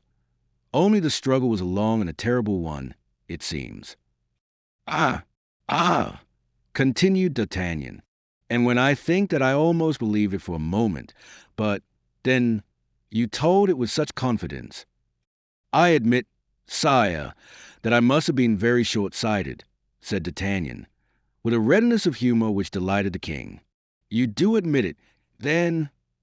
"Admit it, sire, most assuredly I do." "So now that you see the thing, in quite a different light from that in which I saw it half an hour ago, and to what, then, do you attribute this difference in your opinion?" "Oh, a very simple thing. Sire, half an hour ago I returned from Boy's Roaching, where I had nothing to light me but a stupid stable lantern. While now I have all the wax lights of your cabinet, and more than that, your Majesty's own eyes, which illuminate everything, like the blazing sun at noonday." The king began to laugh, and Saint Aignan broke out into convulsions of merriment. "It is precisely like M. Valet," said D'Artagnan, resuming the conversation where the king had left off. "He has been imagining all along that not only was M. de Guiche wounded by a bullet, but still more, that he extracted it even from his chest." "Upon my word," said Valet, "I assure you—" "Now, did you not believe that—" continued D'Artagnan. "Yes," said Valet. "Not only did I believe it, but at this very moment I would swear it." "Well, my dear doctor, you have dreamt it." "I have dreamt it. M. de Guiche's wound, a mere dream. The bullet, a dream. So, take my advice and prate no more about it." "Well said," returned the king. "M. d'Artagnan's advice is sound. Do not speak of your dream to anyone, Monsieur Valet, and, upon the word of a gentleman, you will have no occasion to repent it. Good evening, gentlemen. A very sad affair, indeed, is a wild boar hunt. A very serious thing, indeed, repeated D'Artagnan in a loud voice, is a wild boar hunt, and he repeated in every room through which he passed, and left the chateau, taking Valet with him. And now we are alone, said the king to Saint Aignan. What is the name of De Guiche's adversary? Saint Aignan looked at the king. Oh, do not hesitate, said the king. You know that I am bound beforehand to forgive. De Wardes, said Saint Aignan. Very good, said Louis XIV, and then, retiring to his own room, added to himself, to forgive is not to forget. Chapter 20. Showing the advantage of having two strings to one's bow. Manicamp quitted the king's apartment, delighted at having succeeded so well, when, just as he reached the bottom of the staircase and was passing a doorway, he felt that someone suddenly pulled him by the sleeve.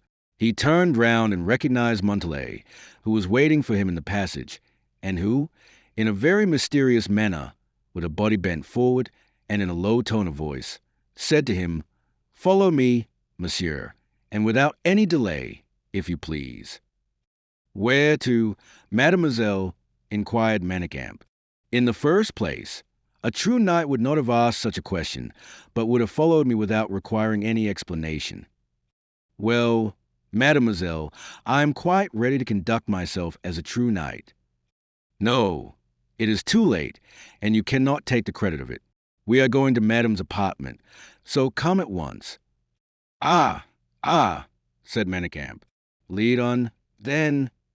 And he followed Montalais, who ran before him as light as Galatea. "This time," said Manicamp, as he followed his guide, "I do not think that stories about hunting expeditions will be acceptable. We will try, however, and if need be, well, if there should be any occasion for it, we must try something else." Montalais still ran on.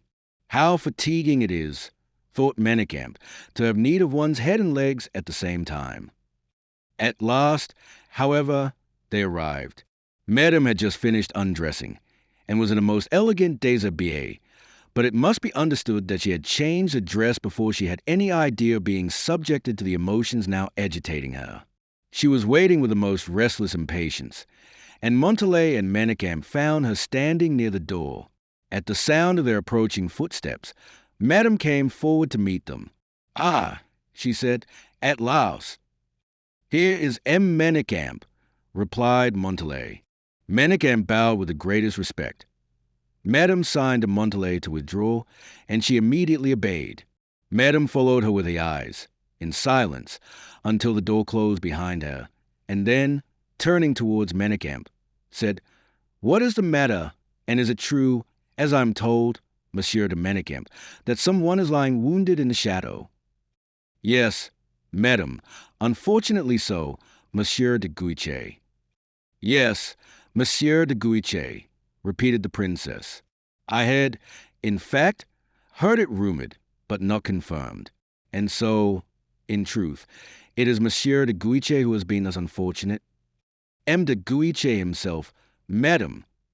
"Are you aware, M. de Manicamp," said the princess, hastily, "that the king has the strongest antipathy to duels?" "Perfectly so, madam, but a duel with a wild beast is not answerable."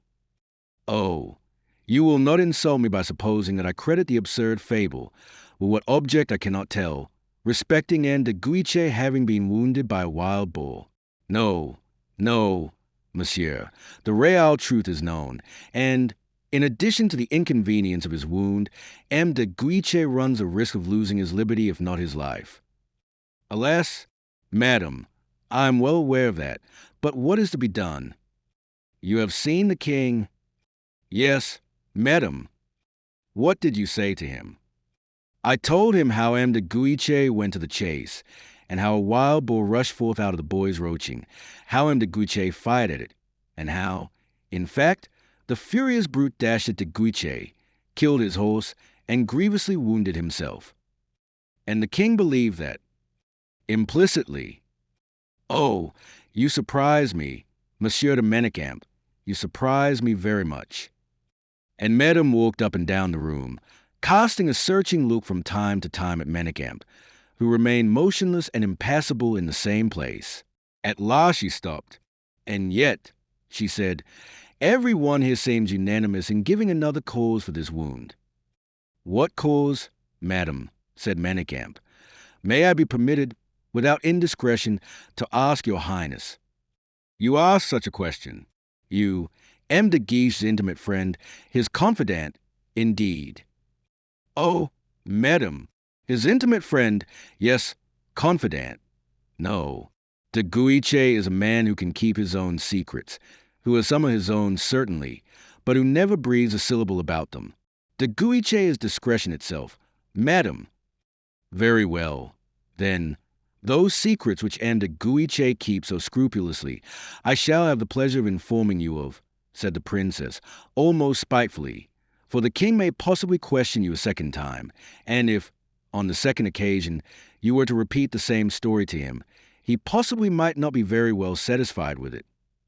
But, madam, I think your highness is mistaken with regard to the king. His majesty was perfectly satisfied with me, I assure you. In that case, permit me to assure you, Monsieur de Manicamp, it only proves one thing, which is that his majesty is very easily satisfied. I think your highness is mistaken in arriving at such an opinion.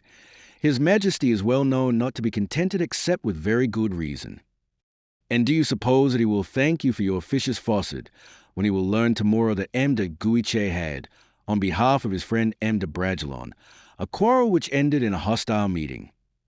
"A quarrel on M. de Bragelonne's account," said Manicamp, with the most innocent expression in the world. "What does your royal highness do me the honor to tell me? What is there astonishing in that? M. de Guiche is susceptible, irritable, and easily loses his temper. On the contrary, madam, I know M. de Guiche to be very patient, and never susceptible or irritable except upon very good grounds." "But is not friendship a just ground?" said the princess. "Oh, certainly, madam, and particularly for a heart like his." "Very good. You will not deny, I suppose, that M. de Bragelonne is M. de Guiche's good friend." "A great friend." "Well, then, M. de Guiche has taken M. de Bragelonne's part, and as M. de Bragelonne was absent and could not fight, he fought for him." Manicamp began to smile, and moved his head and shoulders very slightly, as much as to say, "Oh, if you will positively have it so." "But speak, at all events," said the princess, out of patience. "Speak." "Aye, of course. It is quite clear you are not of my opinion, and that you have something to say." "I have only one thing to say, madam." "Name it." "That I do not understand a single word of what you have just been telling me." "What? You do not understand a single word about M. de Guiche's quarrel with M. de Wardes," exclaimed the princess, almost out of temper. Manicamp remained silent.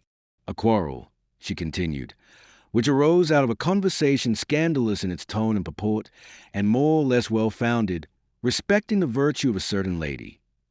"Ah, of a certain lady. This is quite another thing," said Manicamp. "You begin to understand, do you not?" "Your highness will excuse me, but I dare not." "You dare not," said Madame, exasperated. "Very well. Then, wait one moment, I will dare." "Madam, madam," exclaimed Manicamp, as if in great dismay, "be careful of what you are going to say. It would seem, monsieur, that, if I happened to be a man, you would challenge me, notwithstanding His Majesty's edicts, as Monsieur de Guiche challenged M. de Wardes, and that, too, on account of the virtue of Mademoiselle de la Vallière."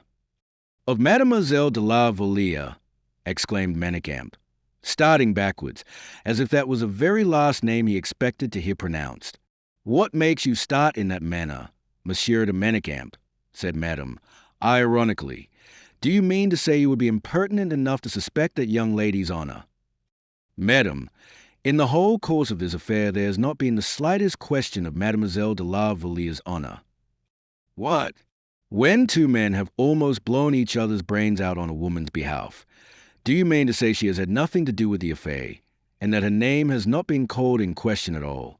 I did not think you so good a courtier, Monsieur de Manicamp. Pray forgive me, madam, said the young man, but we are very far from understanding one another. You do me the honor to speak one language while I am speaking altogether another. I beg your pardon, but I do not understand your meaning. Forgive me, then, but I fancied I understood your highness to remark that de Guiche and de Wardes had fought on Mademoiselle de la Valliere's account. Certainly. On account of Mademoiselle de la Vallière, I think you said, repeated Manicamp. I do not say that M. de Guiche personally took an interest in Mademoiselle de la Vallière, but I say that he did so as representing or acting on behalf of another. On behalf of another? Come, do not always assume such a bewildered look. Does not everyone here know that M. de Bragelonne is affianced to Mademoiselle de la Vallière, and that before he went on the mission with which the king entrusted him, he charged his friend M. de Guiche to watch over that interesting young lady? There is nothing more for me to say, then. Your highness is well informed. Of everything. I beg you to understand that clearly. Manicamp began to laugh, which almost exasperated the princess, who was not, as we know, of a very patient disposition. Madam, resumed the discreet Manicamp, saluting the princess, let us bury this affair altogether in forgetfulness, for it will probably never be quite cleared up.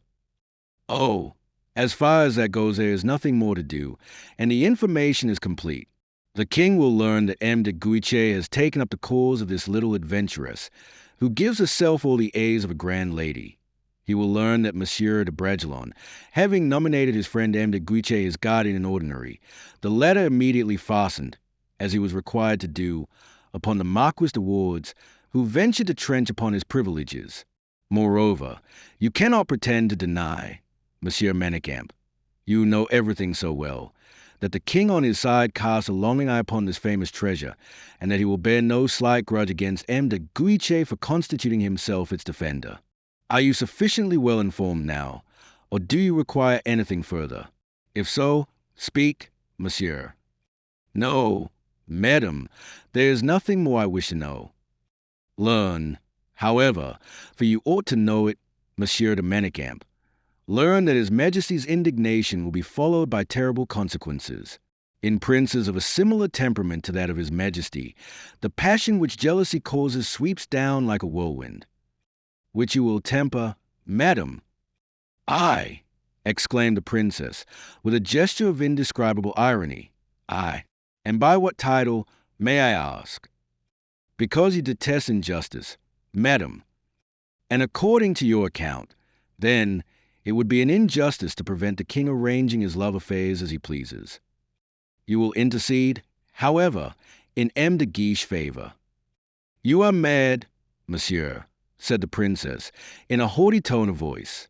On the contrary, I am in the most perfect possession of my senses, and I repeat, you will defend M. de Guiche before the king. Why should I? Because the cause of M. de Guiche is your own, madam, said Manicamp, with ardor kindling in his eyes. What do you mean by that?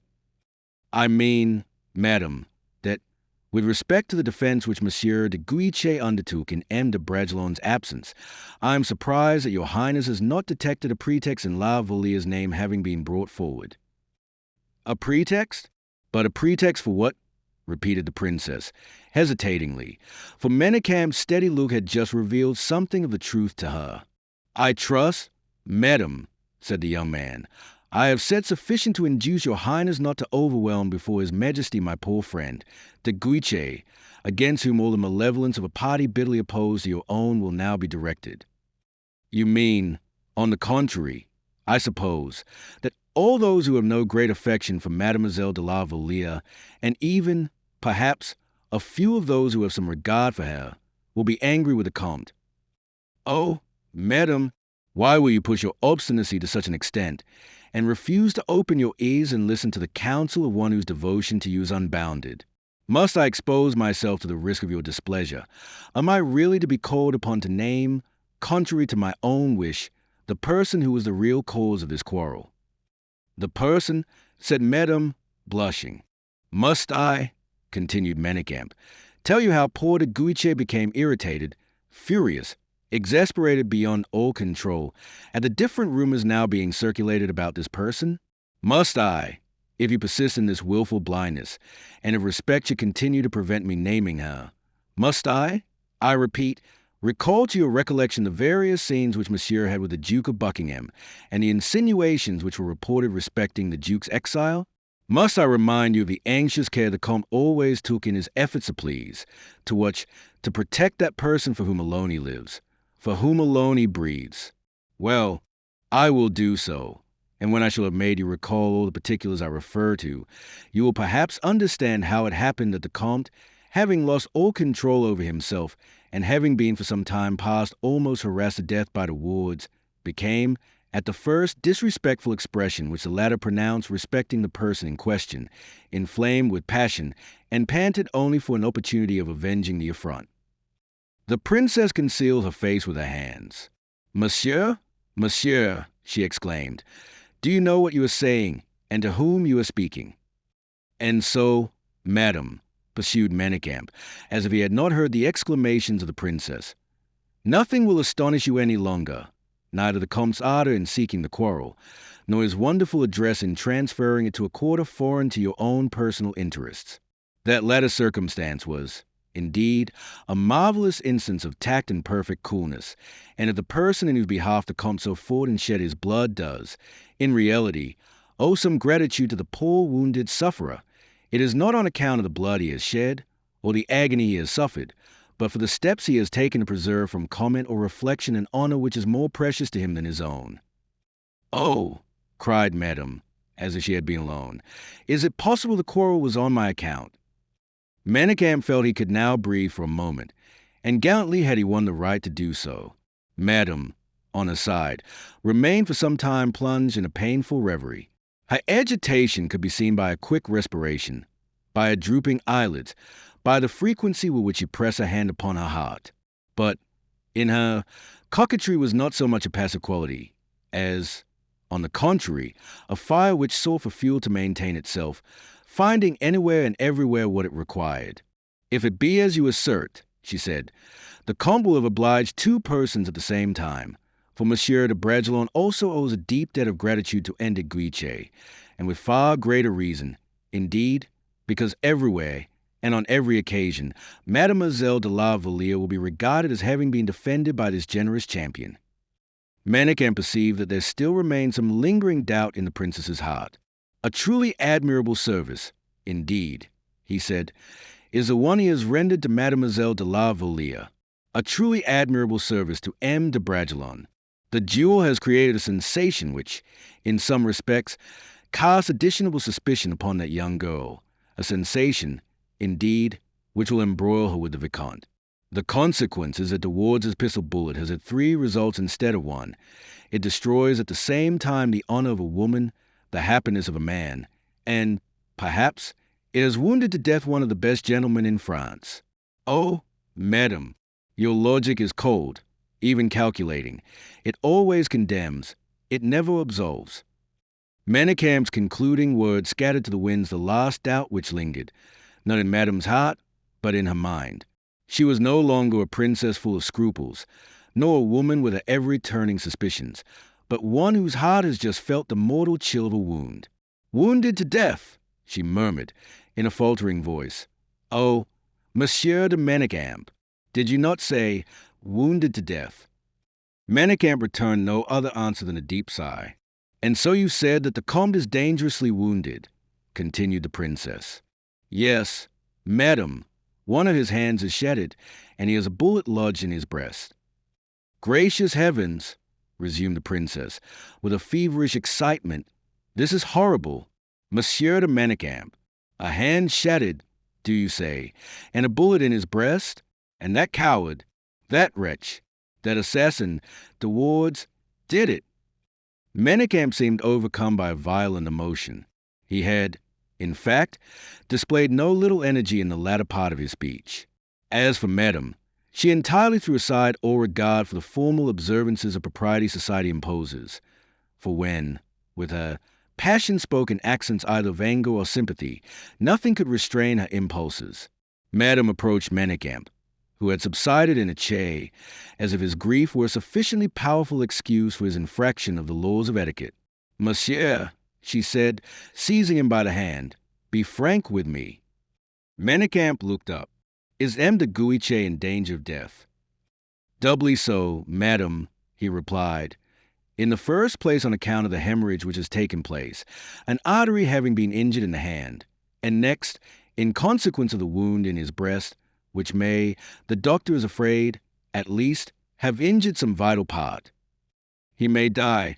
Then, die. Yes, madam, and without even having had the consolation of knowing that you are being told of his devotion. You will tell him." "I?" "Yes. Are you not his friend?" "I? Oh, no, madam. I will only tell M. de Guiche, if, indeed, he is still in a condition to hear me. I will only tell him what I have seen. That is, your cruelty to him."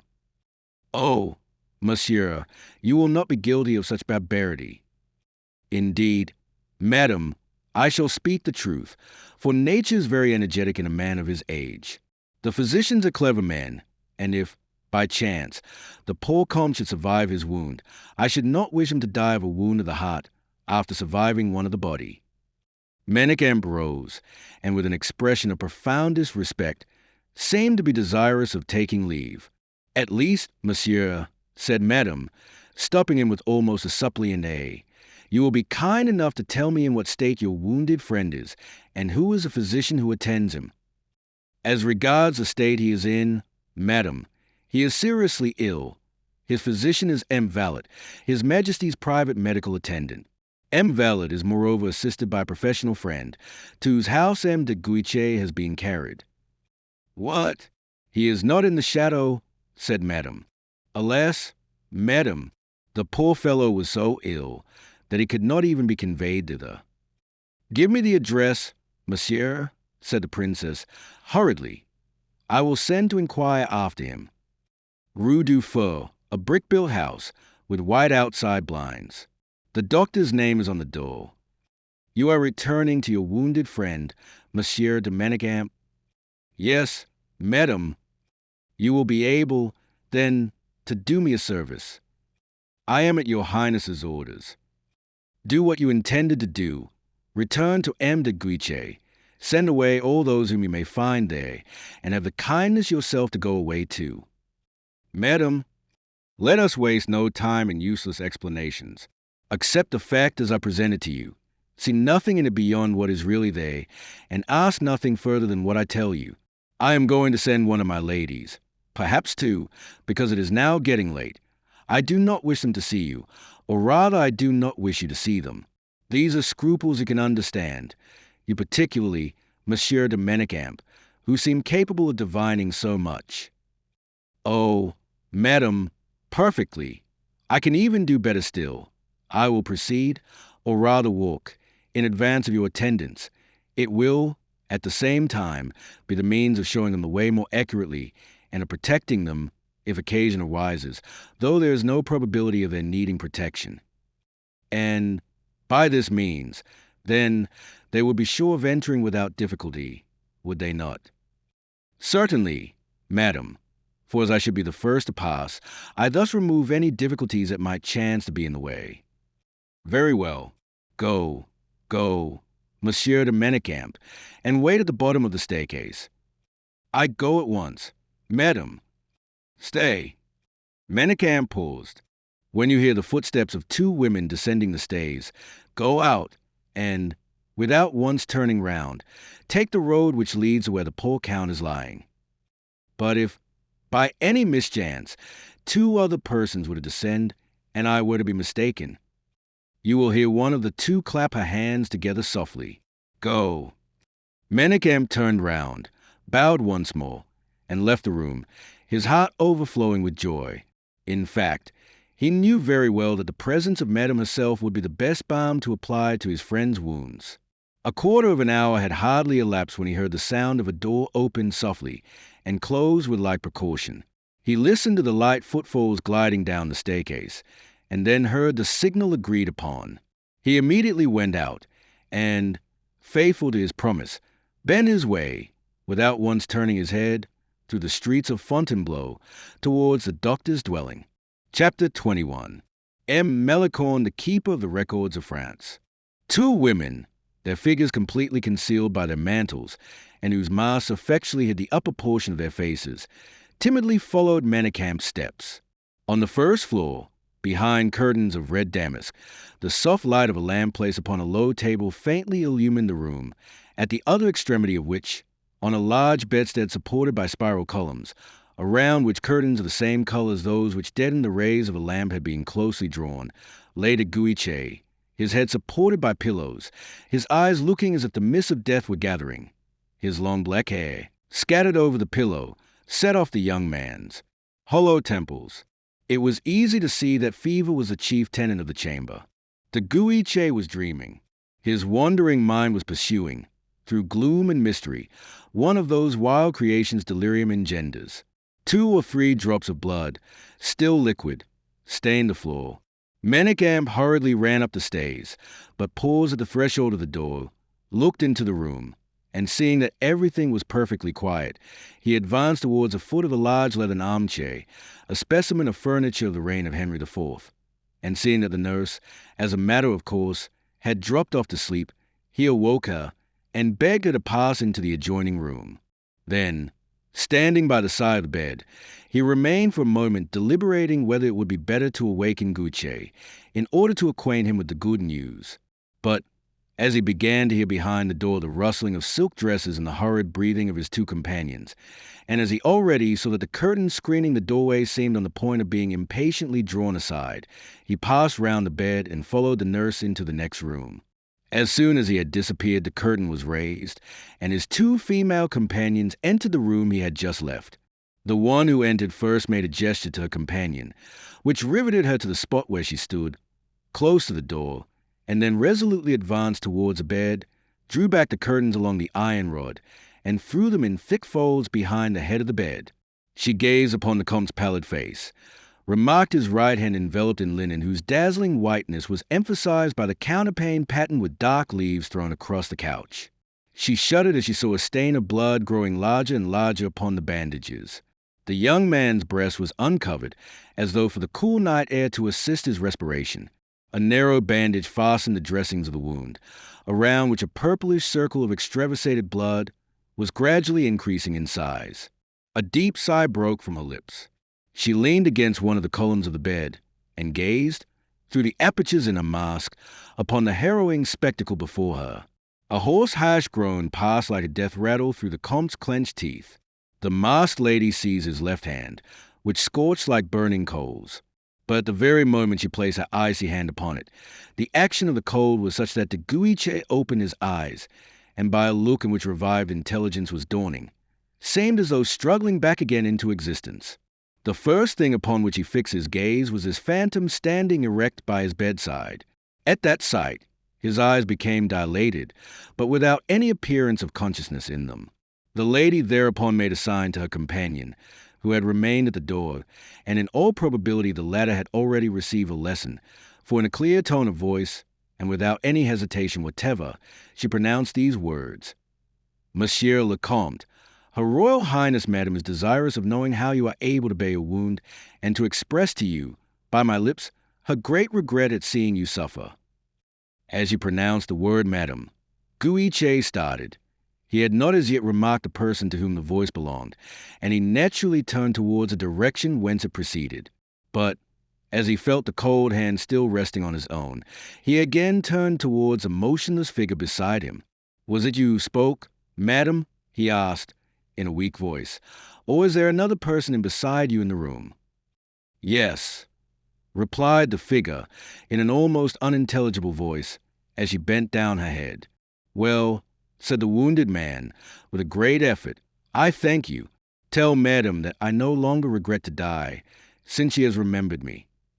At the words "to die," pronounced by one whose life seemed to hang on a thread, the masked lady could not restrain her tears, which flowed under the mask, and appeared upon her cheeks just where the mask left her face bare. If the Guiche had been in full possession of his senses, he would have seen her tears roll like glistening pearls and fall upon his bed. The lady, forgetting that she wore her mask, raised her hand as though to wipe her eyes, and meeting the rough velvet, she tore away her mask in anger and threw it on the floor.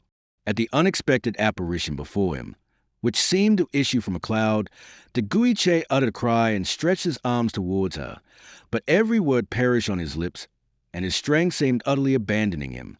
His right hand, which had followed his first impulse, without calculating the amount of strength he had left, fell back again upon the bed, and immediately afterwards the white linen was stained with a larger spot than before. In the meantime, the young man's eyes became dim and closed, as if he were already struggling with the messenger of death, and then, after a few involuntary movements, his head fell back motionless on his pillow. His face grew livid. The lady was frightened, but on this occasion, contrary to what is usually the case, fear attracted. She leaned over the young man, gazed earnestly, fixedly at his pale, cold face, which he almost touched, then imprinted a rapid kiss upon De Guiche's left hand, who, trembling as if an electric shock had passed through him, awoke a second time, opened his large eyes, incapable of recognition, and again fell into a state of complete insensibility. "Come," she said to her companion, "we must not remain here any longer. I shall be committing some folly or other." Madam, your highness is forgetting your mask," said her vigilant companion. "Pick it up," replied her mistress, as she tottered almost senseless towards the staircase, and as the outer door had been left only half closed, the two women, light as birds, passed through it, and with hurried steps returned to the palace. One of them ascended towards Madame's apartments, where she disappeared. The other entered the rooms belonging to the maids of honor, namely, on the entresol, and having reached her own room, she sat down before a table, and without giving herself time even to breathe, wrote the following letter. "This evening, Madame has been to see M. de Guiche. Everything is going well on this side. See that your news is equally exemplary, and do not forget to burn this paper." She folded the letter, and leaving her room with every possible precaution, crossed a corridor which led to the apartments appropriated to the gentleman attached to Monsieur's service. She stopped before a door, under which, having previously knocked twice in a short, quick manner, she thrust the paper and fled. Then, returning to her own room, she removed every trace of her having gone out, and also of having written the letter. Amid the investigation she was so diligently pursuing, she perceived on the table the mask which belonged to Madame, and which, according to her mistress's directions, she had brought back but had forgotten to restore to her. Oh, she said, "I must not forget to do tomorrow what I have forgotten today." And she took hold of the velvet mask by the part which covered the cheeks, and feeling that her thumb was wet, looked at it. It was not only wet, but reddened. The mask had fallen upon one of the spots of blood which, we have already said, stained the floor, and from that black velvet outside, which had accidentally come into contact with it, the blood had passed through to the inside and stained the white cambric lining. Oh, said Montalais, for doubtless our readers have already recognized her by these various maneuvers. "I shall not give back this mask. It is far too precious now." And rising from her seat, she ran towards a box made of maple wood, which enclosed different articles of toilette and perfumery. "No, not he," she said. "Such a treasure must not be abandoned to the slightest chance of detection." Then, after a moment's silence, and with a smile that was peculiarly her own, she added, "Beautiful mask, stained with the blood of that brave knight, you shall go and join that collection of wonders, La Valliere's and Raoul's letters, that loving collection, indeed, which will some day or other form part of the history of France, of European royalty. You shall be placed under M. Malicorne's care," said the laughing girl, as she began to undress herself. "Under the protection of that worthy M. Malicorne," she said, blowing out the taper, "who thinks he was born only to become the chief usher of Monsieur's apartments, and whom I will make keeper of the records and historiographer of the House of Bourbon and of the first houses in the kingdom. Let him grumble now, that discontented Malicorne," she added, as she drew the curtains and fell asleep. Chapter 22. The Journey. The next day being agreed upon for the departure, the king, at 11 o'clock precisely, descended the grand staircase with the 2 queens and Madame, in order to enter his carriage drawn by 6 horses, that were pawing the ground in impatience at the foot of the staircase. The whole court awaited the royal appearance in the first cheval crescent, in their travelling costumes. The large number of settled horses and carriages of ladies and gentlemen of the court, surrounded by their attendants, servants, and pages, formed a spectacle whose brilliancy could scarcely be equaled. The king entered his carriage with the 2 queens. Madame was in the same one with Monsieur. The maids of honor followed their example, and took their seats, 2 by 2, in the carriages destined for them. The weather was exceedingly warm, a light breeze, which, early in the morning, all had thought would have proved sufficient to cool the air, soon became fiercely heated by the rays of the sun, although it was hidden behind the clouds, and filtered through the heated vapor which rose from the ground like a scorching wind, bearing particles of fine dust against the faces of the travelers. Madame was the first to complain of the heat.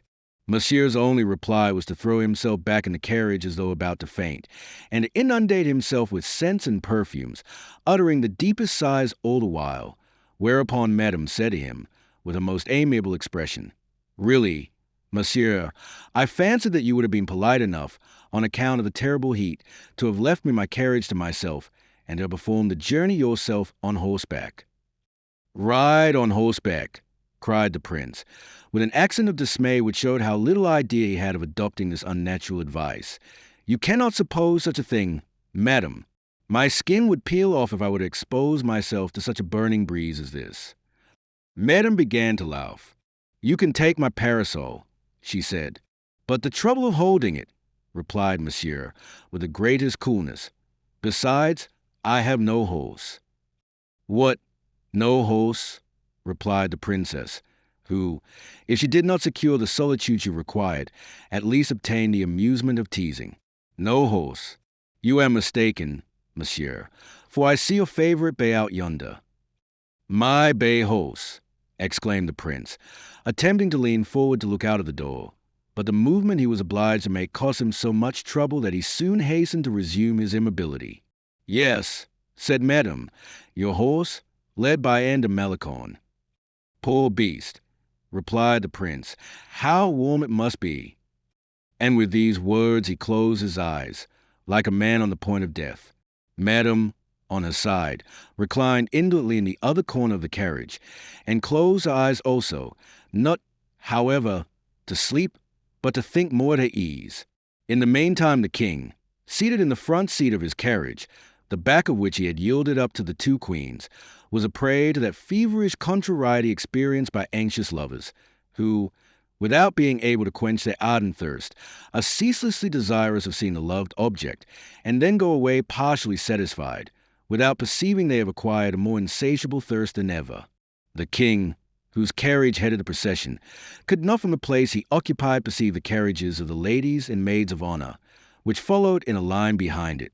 Besides, he was obliged to answer the eternal questions of the young queen, who, happy to have with her dear husband, as she called him in utter forgetfulness of royal etiquette, invested him with all her affection, stifled him with her attentions, afraid that some one might come to take him from her, or that he himself might suddenly take a fancy to quit her society, and of Austria, whom nothing at that moment occupied except the occasional cruel throbbings in her bosom, looked pleased and delighted, and although she perfectly realized the king's impatience, tantalizingly prolonged his sufferings by unexpectedly resuming the conversation at the very moment the king, absorbed in his own reflections, began to muse over his secret attachment. Everything seemed to combine, not alone the little teasing attentions of the queen, but also the queen mother's interruptions, to make the king's position almost insupportable, for he knew not how to control the restless longings of his heart. At first, he complained of the heat, a complaint merely preliminary to others, but with sufficient tact to prevent Maria Theresa guessing his real object. Understanding the king's remark literally, she began to fan him with her ostrich plumes. But the heat passed away, and the king then complained of cramps and stiffness in his legs, and as the carriages at that moment stopped to change horses, the queen said, "Shall I get out with you? I too feel tired of sitting. We can walk on a little distance. The carriage will overtake us, and we can resume our places presently." The king frowned. It is a hard trial a jealous woman makes her husband submit to fidelity she suspects when, although herself a prey to jealousy, she watches herself so narrowly that she avoids giving any pretext for an angry feeling. The king, therefore, in the present case, could not refuse. He accepted the offer, alighted from the carriage, gave his arm to the queen, and walked up and down with her while the horses were being changed. As he walked along, he cast an envious glance upon the courtiers, who were fortunate enough to be on horseback. The queen soon found out that the promenade she had suggested afforded the king as little pleasure as he had experienced from driving. She accordingly expressed a wish to return to her carriage, and the king conducted her to the door, but did not get in with her. He stepped back a few paces and looked along the file of carriages for the purpose of recognizing the one in which he took so strong an interest. At the door of the sixth carriage he saw La Valliere's fair countenance. As the king thus stood motionless, wrapped in thought, without perceiving that everything was ready, and that he alone was causing the delay, he heard a voice close beside him, addressing him in the most respectful manner. It was M. Malicorne, in a complete costume of an equerry, holding over his left arm the bridles of a couple of horses. "Your Majesty asked for a horse, I believe," he said. "A horse? Have you one of my horses here?" inquired the king, trying to remember the person who addressed him, and whose face was not as yet familiar to him. "Sire," replied Malicorne, "at all events I have a horse here which is at your Majesty's service." And Malicorne pointed at Monsieur's bay horse, which Madame had observed. It was a beautiful creature royally caparisoned. "This is not one of my horses, Monsieur," said the king. "Sire, it is a horse out of His Royal Highness's stables, but he does not ride when the weather is as hot as it is now." Louis did not reply, but approached the horse, which stood pawing the ground with its foot. Malicorne hastened to hold the stirrup for him, but the king was already in the saddle. Restored to good humor by this lucky accident, the king hastened towards the queen's carriage, where he was anxiously expected, and notwithstanding Maria Theresa's thoughtful and preoccupied air, he said, "I have been fortunate enough to find this horse, and I intend to avail myself of it. I felt stifled in the carriage. Adieu, ladies." Then bending gracefully over the arched neck of his beautiful steed, he disappeared in a second. Anne of Austria leaned forward, in order to look after him as he rode away. He did not get very far, for when he reached the sixth carriage, he reined in his horse suddenly and took off his hat. He saluted La Vallière, who uttered a cry of surprise as she saw him, blushing at the same time with pleasure. Montalais, who occupied the other seat in the carriage, made the king a most respectful bow, and then, with all the tact of a woman, she pretended to be exceedingly interested in the landscape, and withdrew herself into the left-hand corner. The conversation between the king and La Vallière began, as all lovers' conversations generally do, namely, by eloquent looks and by a few words utterly devoid of common sense. The king explained how warm he had felt in his carriage, so much so indeed that he could almost regard the horse he then rode as a blessing thrown in his way. And, he added, "My benefactor is an exceedingly intelligent man, for he seemed to guess my thoughts intuitively. I have now only one wish, that of learning the name of the gentleman who so cleverly assisted his king out of his dilemma and extricated him from his cruel position." Montalais, during this colloquy, the first words of which had awakened her attention, had slightly altered her position, and contrived so as to meet the king's look as he finished his remark. It followed very naturally that the king looked inquiringly as much at her as at La Vallière. She had every reason to suppose that it was herself who was appealed to, and consequently might be permitted to answer. She therefore said, "Sire, the horse which your Majesty is riding belongs to Monsieur, and was being led by one of His Royal Highness's gentlemen." "And what is that gentleman's name, may I ask?" "Mademoiselle." "M. de Malicorne, sire." The name produced its usual effect, for the king repeated it smilingly. "Yes, sire," replied or "Stay, it is a gentleman who is galloping on my left hand." And she pointed out Malicorne, who, with a very sanctified expression, was galloping by the side of the carriage, knowing perfectly well that they were talking to him at that very moment, but sitting in his saddle as if he were deaf and dumb. "Yes," said the king, "that is a gentleman. I remember his face, and will not forget his name. and the king looked tenderly at La Vallière, or had now nothing further to do. She had let Malicorne's name fall. The soil was good. All that was now left to be done was to let the name take root, and the event would bear fruit in due season.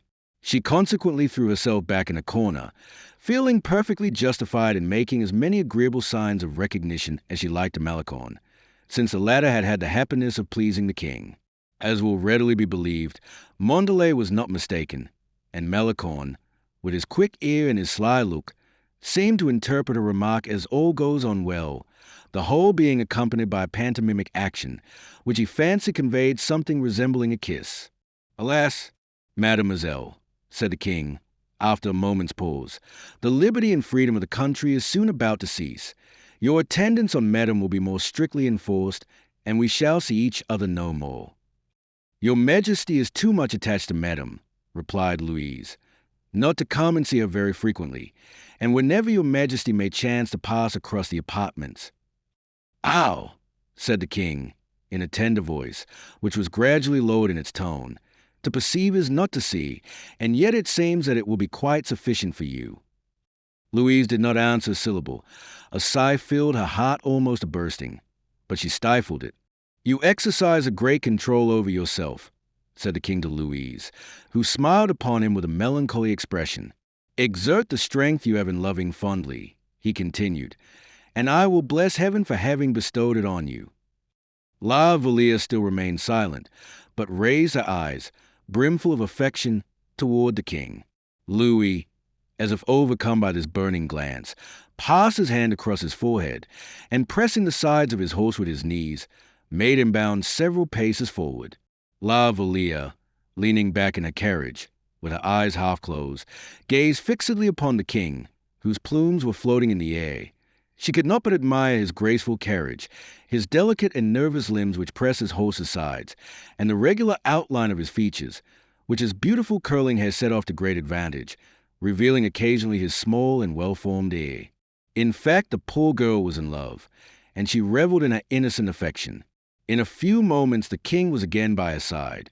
"Do you not perceive," he said, "how terribly your silence affects me? Oh, mademoiselle, how pitilessly inexorable you would become if you were ever to resolve to break off all acquaintance with anyone. And then, too, I think you changeable.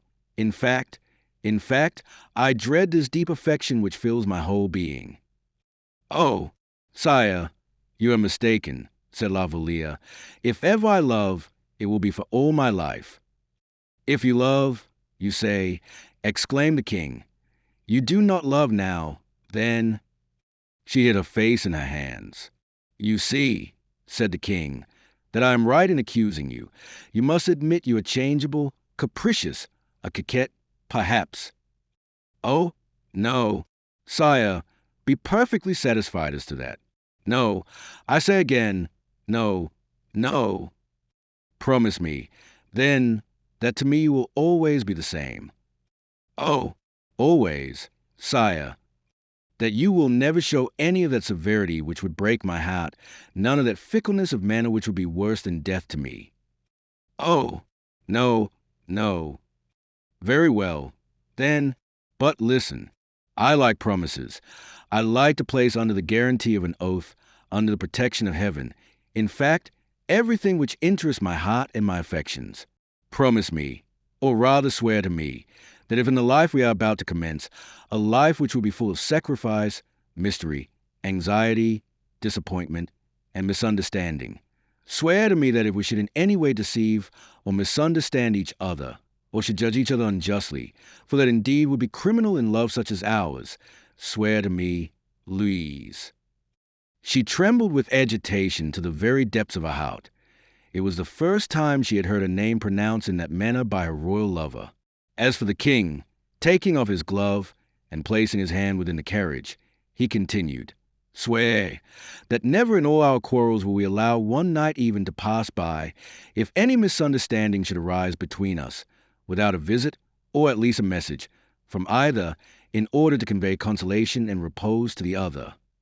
La Vallière took a lover's burning hand between her own cool palms, and pressed it softly, until a movement of the horse, frightened by the proximity of the wheels, obliged her to abandon her happiness. She had vowed as he desired. Return, sire, she said. Return to the queen.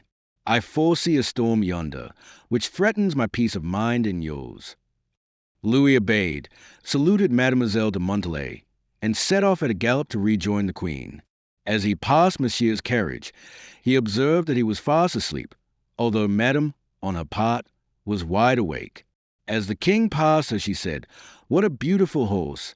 Sire, is it not Monsieur's bay horse?" The young queen kindly asked, "Are you better now, sire?" 3. Chapter 23. Triumph Feminate. On the king's arrival in Paris, he sat at the council which had been summoned and worked for a certain portion of the day. The queen remained with the queen mother and burst into tears as soon as she had taken leave of the king. "Ah, madam," she said, "the king no longer loves me. What will become of me?" "A husband always loves his wife when she is like you," replied Anne of Austria. "A time may come when he will love another woman instead of me." "What do you call loving?" "Always thinking of a person, always seeking her society." "Do you happen to have remarked," said Anne of Austria, "that the king has ever done anything of the sort?" "No, madam," said the young queen, hesitatingly. "What is there to complain of? Then, Marie, you will admit that the king leaves me." "The king, my daughter, belongs to his people. And that is the very reason why he no longer belongs to me. And that is the reason, too, why I shall find myself, as so many queens before me, forsaken and forgotten, whilst glory and honors will be reserved for others. Oh, my mother, the king is so handsome. How often will others tell him that they love him, and how much, indeed, they must do so? It is very seldom, indeed, that women love the man in loving the king. But if such a thing happened, which I doubt, you would do better to wish, Marie, that such women should really love your husband. In the first place, the devoted love of a mistress is a rapid element of the dissolution of a lover's affection, and then, by dint of loving, the mistress loses all influence over her lover, whose power of wealth she does not covet, caring only for his affection. Wish, therefore, that the king should love but lightly, and that his mistress should love with all her heart.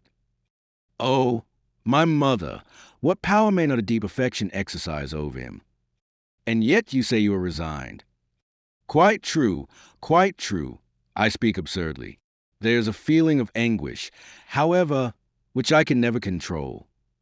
And that is, the king may make a happy choice, may find a home, with all the tender influences of home, not far from that we can offer him, a home with children round him, the children of another woman.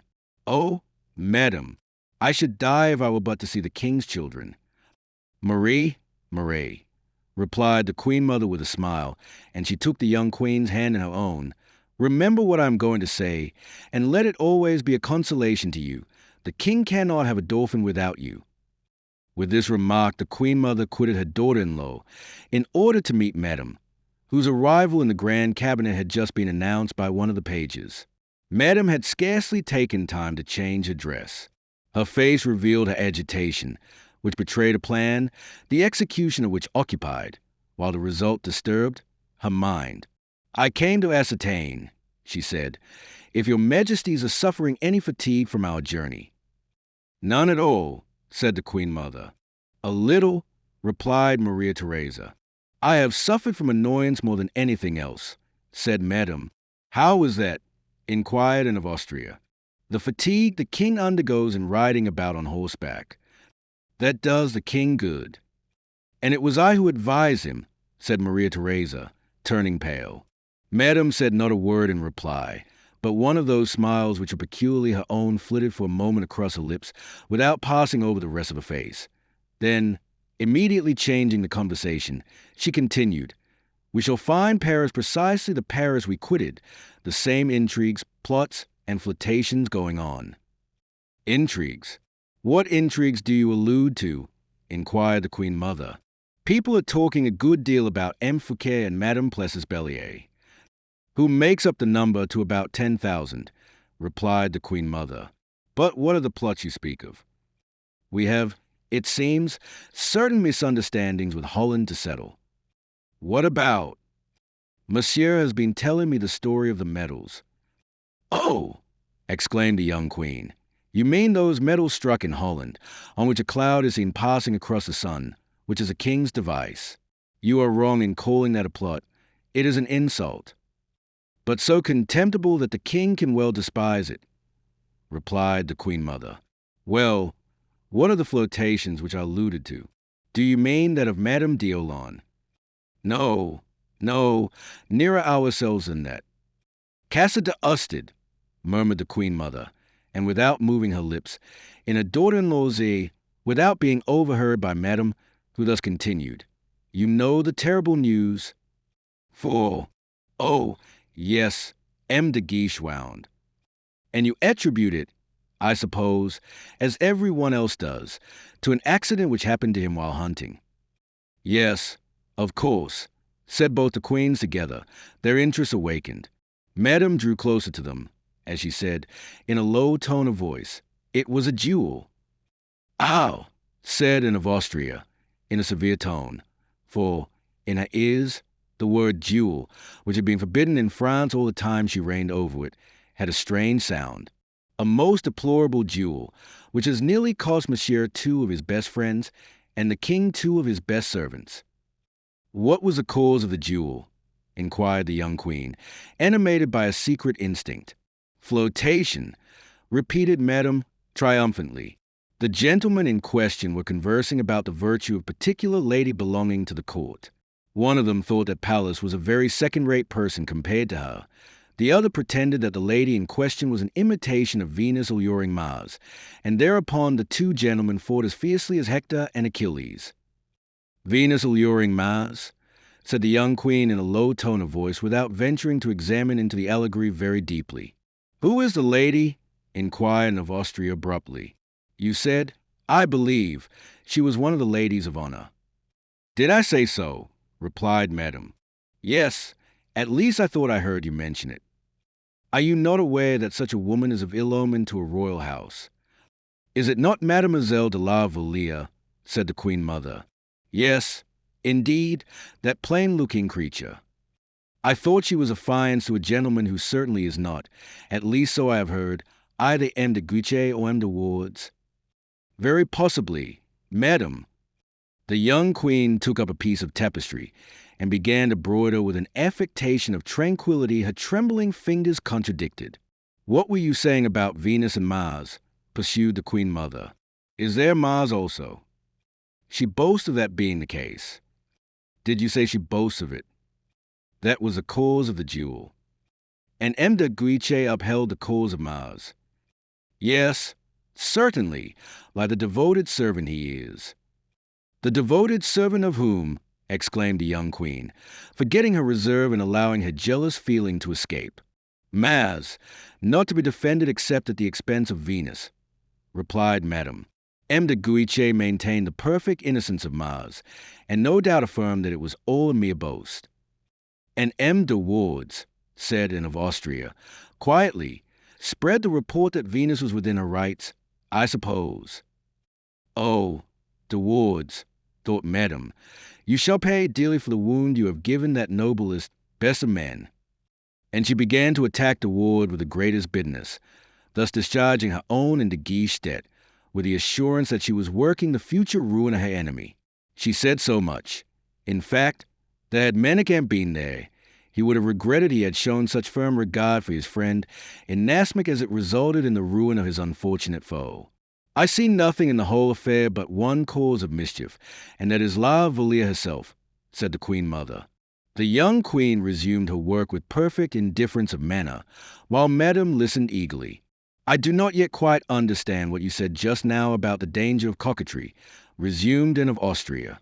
It is quite true, Madame hastened to say, that if the girl had not been a coquette, Mars would not have thought it all about her. The repetition of this word Mars brought a passing color to the queen's face, but she still continued her work. I will not permit that, in my court, gentlemen should be set against each other in this manner, said Anne of Austria, calmly. Such manners were useful enough, perhaps, in days when the divided nobility had no other rallying point than mere gallantry. At that time women, whose sway was absolute and undivided, were privileged to encourage men's valor by frequent trials of their courage. But now, thank heaven, there is but one master in France, and to him every instinct of the mind, every pulse of the body are due. I will not allow my son to be deprived of any single one of his servants. And she turned towards a young queen, saying, "What is to be done with this La Vallière?" "La Vallière," said the queen, apparently surprised. "I do not even know the name." And she accompanied this remark by one of those cold, fixed smiles only to be observed on royal lips. Madame was herself a princess great in every respect, great in intelligence, great by birth, by pride. The queen's reply, however, completely astonished her, and she was obliged to pause for a moment in order to recover herself. "She is one of my maids of honor," she replied with a bow. "In that case," retorted Maria Theresa in the same tone, "it is your affair, my sister, and not ours." "I beg your pardon," resumed Anne of Austria. "It is my affair, and I perfectly well understand," she pursued, addressing a look full of intelligence at Madame's motive for saying what she has just said. "Everything which emanates from you, Madame," said the English princess, "proceeds from the lips of wisdom." "If we send this girl back to her own family," said Maria Theresa, gently, "we must bestow a pension upon her." "Which I will provide for out of my income," exclaimed Madame. "No, no," interrupted Anne of Austria. "No disturbance, I beg. The king dislikes that the slightest disrespectful remark should be made of any lady. Let everything be done quietly. Will you have the kindness, Madame, to send for this girl here, and you, my daughter, will have the goodness to retire to your own room." The dowager queen's entreaties were commands, and as Maria Theresa rose to return to her apartments, Madame rose in order to send a page to summon La Vallière. Chapter 24. The First Quarrel. La Vallière entered the Queen Mother's apartments without in the least suspecting that a serious plot was being concerted against her. She thought it was for something connected with her duties, and never had the Queen Mother been unkind to her when such was the case. Besides, not being immediately under control or direction of Anne of Austria, she could only have an official connection with her, to which her own gentleness of disposition and the rank of the august princess made her yield on every occasion with the best possible grace.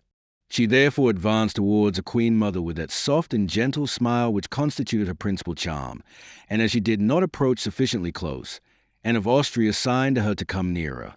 Madame then entered the room, and with a perfectly calm air took a seat beside her mother-in-law, and continued the work which Maria Theresa had begun. When La Vallière, instead of the direction which she expected to receive immediately on entering the room, perceived these preparations, she looked with curiosity, if not with uneasiness, at the two princesses, and seemed full of thought, while Madame maintained an affectation of indifference that would have alarmed a less timid person even than Louise. "Mademoiselle," said the Queen Mother suddenly, without attempting to moderate or disguise her Spanish accent, which she never failed to do except when she was angry, "come closer. We were talking of you, as everyone else seems to be doing." "Of me?" exclaimed La Vallière, turning pale. "Do you pretend to be ignorant of it? Are you not aware of the duel between M. de Guiche and M. de Wardes?"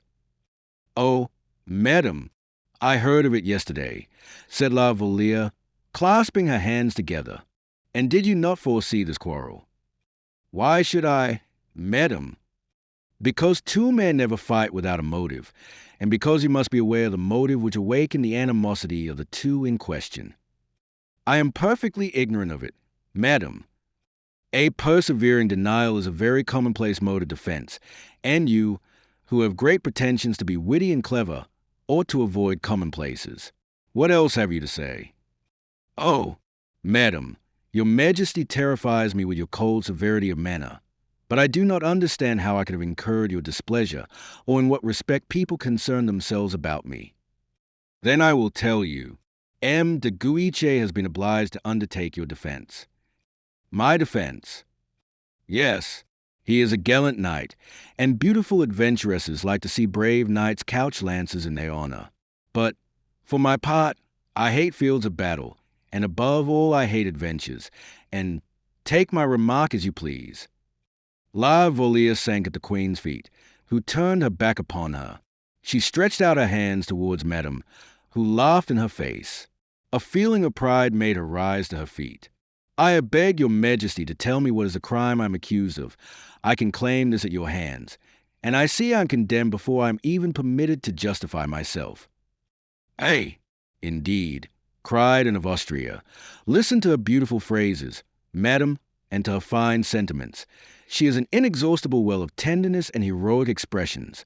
One can easily see, young lady, that you have cultivated your mind in the society of crowned heads. La Vallière felt struck to the heart. She became, not whiter, but as white as a lily, and all her strength forsook her. I wish to inform you, interrupted the queen, disdainfully, that if you continue to nourish such feelings, you will humiliate us to such a degree that we shall be ashamed of appearing before you.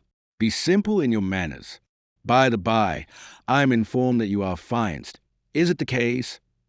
La Vallière pressed a hand over her heart, which was wrung with a fresh pang. Answer when you are spoken to. Yes, madam. To a gentleman? Yes, madam. His name? The Vicomte of Bragelonne. Are you aware that it is an exceedingly fortunate circumstance for you, mademoiselle, that such is the case, and without fortune or position, as you are, or without any very great personal advantages, you ought to bless heaven for having procured you such a future as seems to be in store for you. La Vallière did not reply. Where is the Vicomte of Bragelonne? Pursued the queen.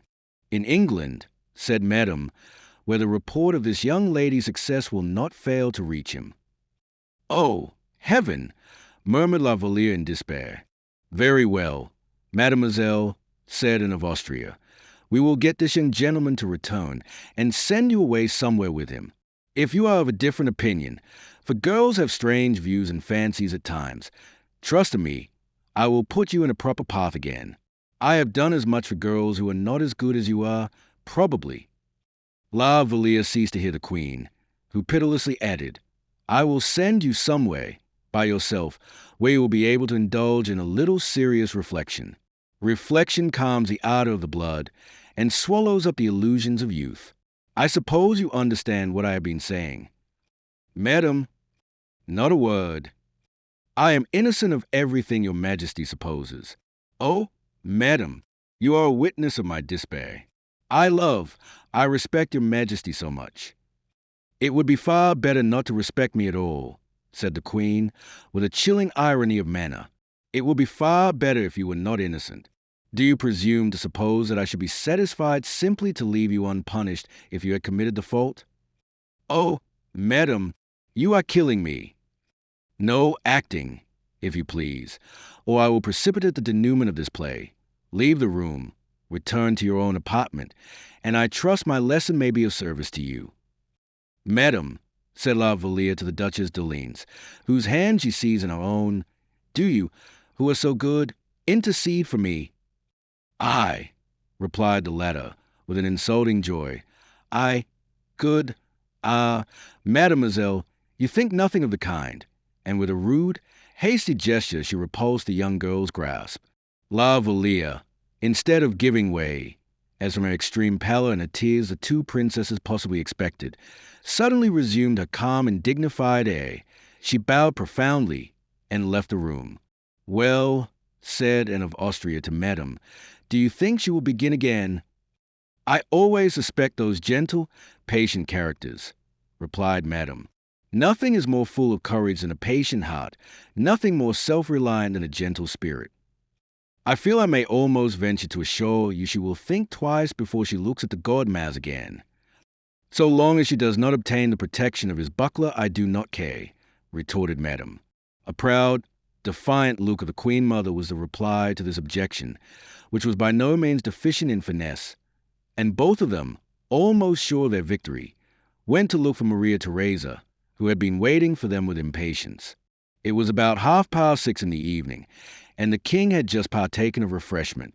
He lost no time, but the repast finished, and business matters settled. He took Saint Aignan by the arm and desired him to lead the way to La Valliere's apartments. The courtier uttered an exclamation. "Well, what is that for? It is a habit you will have to adopt, and in order to adopt a habit, one must make a beginning." "Oh, sire," said Saint Aignan, "it is hardly possible, for everyone can be seen entering or leaving those apartments. If, however, some pretext or other were made use of, if your majesty, for instance, would wait until madame were in her own apartments." "No pretext, no delays. I have had enough of these impediments and mysteries. I cannot perceive in what respect the King of France dishes himself by conversing with an amiable and clever girl. Evil be to him who evil thinks. Will your majesty forgive an excessive zeal on my part? Speak freely. How about the queen?" "True, true. I always wish the most entire respect to be shown to her majesty. Well, then, this evening only will I pay Mademoiselle de la Vallière a visit, and after today I will make use of any pretext you like. Tomorrow we will devise all sorts of means. Tonight I have no time." Saint Aignan made no reply. He descended the steps, preceding the king, and crossed the different courtyards with a feeling of shame, which the distinguished honor of accompanying the king did not remove. The reason was that Saint Aignan wished to stand well with Madame, as well as with the queens, and also that he did not, on the other hand, want to displease Mademoiselle de la Vallière, and in order to carry out so many promising affairs, it was difficult to avoid jostling against some obstacle or other. Besides, the windows of the young queen's rooms, those of the queen mother's, and of Madame herself, looked out upon the courtyard of the maids of honor. To be seen, therefore, accompanying the king, would be effectually to quarrel with three great and influential princesses, whose authority was unbounded, for the purpose of supporting the ephemeral credit of a mistress. The unhappy Saint Aignan, who had not displayed a very great amount of courage in taking La Valliere's part in the park of Fontainebleau, did not feel any braver in the broad daylight, and found 1,000 defects in the poor girl which he was most eager to communicate to the king. But his trial soon finished. The courtyards were crossed, not a curtain was drawn aside, nor a window opened. The king walked hastily, because of his impatience, and the long legs of Saint Aignan, who preceded him. At the door, however, Saint Aignan wished to retire, but the king desired him to remain, a delicate consideration, on the king's part, which the courtier could very well dispense with. He had to follow Louis into La Valliere's apartment. As soon as the king arrived, the young girl dried her tears, but so precipitately that the king perceived it. He questioned her most anxiously and tenderly, and pressed her to tell him the cause of her emotion. "Nothing is the matter, sire," she said, "and yet you are weeping." "Oh, no, indeed, sire." "Look, Saint Aignan, and tell me if I am mistaken." Saint Aignan ought to have answered, but he was too much embarrassed. "At all events your eyes are red, mademoiselle," said the king. "The dust of the road merely, sire." "No, no, you no longer possess the air of supreme contentment which renders you so beautiful and so attractive. You do not look at me. Why avoid my gaze?" he said, as she turned aside her head. "In heaven's name, what is the matter?" he inquired, beginning to lose command over himself. "Nothing at all, sire, and I am perfectly ready to assure your majesty that my mind is as free from anxiety as you could possibly wish." "Your mind at ease, when I see you are embarrassed at the slightest thing. Has anyone annoyed you?" "No, no, sire." "I insist upon knowing if such really be the case," said the prince, his eyes sparkling. "No one, sire, no one has in any way offended me." "In that case, pray resume your gentle air of gaiety, or that sweet melancholy look which I so loved in you this morning. For pity's sake, do so." "Yes, sire, yes." The king tapped the floor impatiently with his foot, saying, "Such a change is positively inexplicable." And he looked at Saint Aignan, who had also remarked La Valliere's peculiar lethargy, as well as the king's impatience. It was futile for the king to entreat, and as useless for him to try to overcome her depression. The poor girl was completely overwhelmed. The appearance of an angel would hardly have awakened her from her torpor. The king saw in her repeated negative replies a mystery full of unkindness.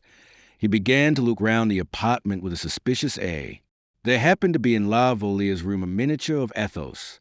The king remarked that this portrait bore a strong resemblance to Bragelonne, for it had been taken when the count was quite a young man. He looked at it with a threatening air.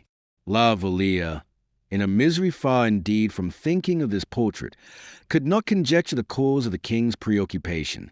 And yet the king's mind was occupied with a terrible remembrance, which had more than once taken possession of his mind, but which he had always driven away.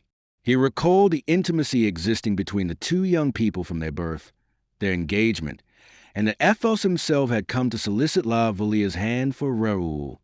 He therefore could not but suppose that on her return to Paris, La Vallière had found news from London awaiting her, and that this news had counterbalanced the influence he had been enabled to exert over her. He immediately felt himself stung, as it were, by feelings of the wildest jealousy, and again questioned her with increased bitterness. La Vallière could not reply, unless she were to acknowledge everything, which would be to accuse the queen, and Madame also, and the consequence would be that she would have to enter into an open warfare with these two great and powerful princesses. She thought within herself that as she made no attempt to conceal from the king what was passing in her own mind, the king ought to be able to read in her heart, in spite of her silence, and that, had he really loved her, he would have understood and guessed everything. What was sympathy, then, if not the divine flame which possesses the property of enlightening the heart, and of saving lovers the necessity of an expression of their thoughts and feelings? She maintained her silence, therefore, sighing and concealing her face in her hands. These sighs and tears, which had at first distressed, then terrified Louis XIV, now irritated him. He could not bear opposition, the opposition which tears and sighs exhibited, any more than opposition of any other kind. His remarks, therefore, became bitter, urgent, and openly aggressive in their nature. This was a fresh cause of distress for the poor girl. From that very circumstance, therefore, which he regarded as an injustice on her lover's part, she drew sufficient courage to bear not only her other troubles, but this one also. The king next began to accuse her in direct terms. La Vallière did not even attempt to defend herself. She endured all his accusations without according any other reply than that of shaking her head, without any other remark than that which escapes the heart in deep distress, a prayerful appeal to heaven for help. But this ejaculation, instead of calming the king's displeasure, rather increased it. He, moreover, saw himself seconded by Saint Aignan. For Saint Aignan, as we have observed, having seen the storm increasing, and not knowing the extent of the regard of which Louis XIV was capable, felt, by anticipation, all the collected wrath of the three princesses, and the near approach of poor La Valliere's downfall, and he was not true knight enough to resist a fear that he himself might be dragged down in the impending ruin. Saint Aignan did not reply to the king's questions except by short, dry remarks, pronounced half aloud, and by abrupt gestures, whose object was to make things worse, and bring about misunderstanding, the result of which would be to free him from the annoyance of having to cross the courtyards in open day, in order to follow his illustrious companion to La Valliere's apartments. In the meantime, the king's anger momentarily increased. He made 2 or 3 steps towards the door as if to leave the room, but returned. The young girl did not, however, raise her head, although the sound of his footsteps might have warned her that a lover was leaving her. He drew himself up for a moment before her, with his arms crossed. "For the last time, mademoiselle," he said, "will you speak? Will you assign a reason for this change, this fickleness, for this caprice?" "What can I say?" murmured La Vallière. "Do you not see, sire, that I am completely overwhelmed at this moment, that I have no power of will or thought or speech? Is it so difficult, then, to speak the truth? You could have told me the whole truth in fewer words than those in which you have expressed yourself. But the truth about what, sire? About everything." La Vallière was just on the point of revealing the truth to the king. Her arms made a sudden movement as if they were about to open, but her lips remained silent, and her hands again fell listlessly by her side. The poor girl had not yet endured sufficient unhappiness to risk the necessary revelation. "I know nothing," she stammered out. "Oh, exclaimed the king. "This is no longer mere coquetry or caprice, it is treason." And this time nothing could restrain him. The impulse of his heart was not sufficient to induce him to turn back, and he darted out of the room with a gesture full of despair. Saint Aignan followed him, wishing for nothing better than to quit the place. Louis XIV did not pause until he reached the staircase, and grasping the balustrade, said, "You see how shamefully I have been duped." "How, sire?" inquired the favorite. "The Guiche fought on the Vicomte of Bragelonne's account, and this Bragelonne, oh, Saint Aignan, she still loves him. I vow to you, Saint Aignan, that if, in 3 days from now, there were to remain but an atom of affection for her in my heart, I should die from very shame." And the king resumed his way to his own apartments. "I told your majesty how it would be," murmured Saint Aignan, continuing to follow the king and timidly glancing up at the different windows. Unfortunately, their return was not, like their arrival, unobserved. A curtain was suddenly drawn aside. Madame was behind it. She had seen the king leave the apartments of the maids of honor, and as soon as she observed that his majesty had passed, she left her own apartments with hurried steps and ran up the staircase that led to the room the king had just left. Chapter 25. Despair? As soon as the king was gone, Vallière raised herself from the ground and stretched out her arms, as if to follow and detain him. But when, having violently closed the door, the sound of his retreating footstep could be heard in the distance, she had hardly sufficient strength left to totter towards and fall at the foot of her crucifix. There she remained, broken-hearted, absorbed and overwhelmed by a grief, forgetful and indifferent to everything but a profound sorrow, a grief she only vaguely realized, as though by instinct. In the midst of this wild tumult of thoughts, Vallière heard her door open again. She started and turned round, thinking it was the king who had returned. She was deceived, however, for it was Madame who appeared at the door. What did she now care for Madame? Again she sank down, her head supported by her prie-dieu. It was Madame, agitated, angry, and threatening. But what was that to her? "Mademoiselle," said the princess, standing before Vallière, "this is very fine, I admit, to kneel and pray, and make a pretense of being religious. But however submissive you may be in your address to heaven, it is desirable that you should pay some little attention to the wishes of those who reign and rule here below." Vallière raised her head painfully in token of respect. "Not long since," continued Madame, "a certain recommendation was addressed to you, I believe." Vallière's fixed and wild gaze showed how complete her forgetfulness or ignorance was. "The queen recommended you," continued Madame, "to conduct yourself in such a manner that no one could be justified in spreading any reports about you." Vallière darted an inquiring look towards her. "I will not," continued Madame, "allow my household, which is that of the first princess of the blood, to set an evil example to the court. You would be the cause of such an example. I beg you to understand, therefore, in the absence of any witness of your shame, for I do not wish to humiliate you, that you are from this moment at perfect liberty to leave, and that you can return to your mother at Blois." Vallière could not sink lower, nor could she suffer more than she had already suffered. Her countenance did not even change, but she remained kneeling with her hands clasped, like the figure of the Magdalene. "Did you hear me?" said Madame. A shiver, which passed through her whole frame, was Vallière's only reply. And as the victim gave no other signs of life, Madame left the room. And then, her very respiration suspended, and her blood almost congealed, as it were, in her veins, Vallière by degrees felt that the pulsation of her wrists, her neck, and temples began to throb more and more painfully. These pulsations, as they gradually increased, soon changed into a species of brain fever, and in her temporary delirium she saw the figures of her friends contending with her enemies floating before her vision. She heard, too, mingled together in her deafened ears, words of menace and words of fond affection.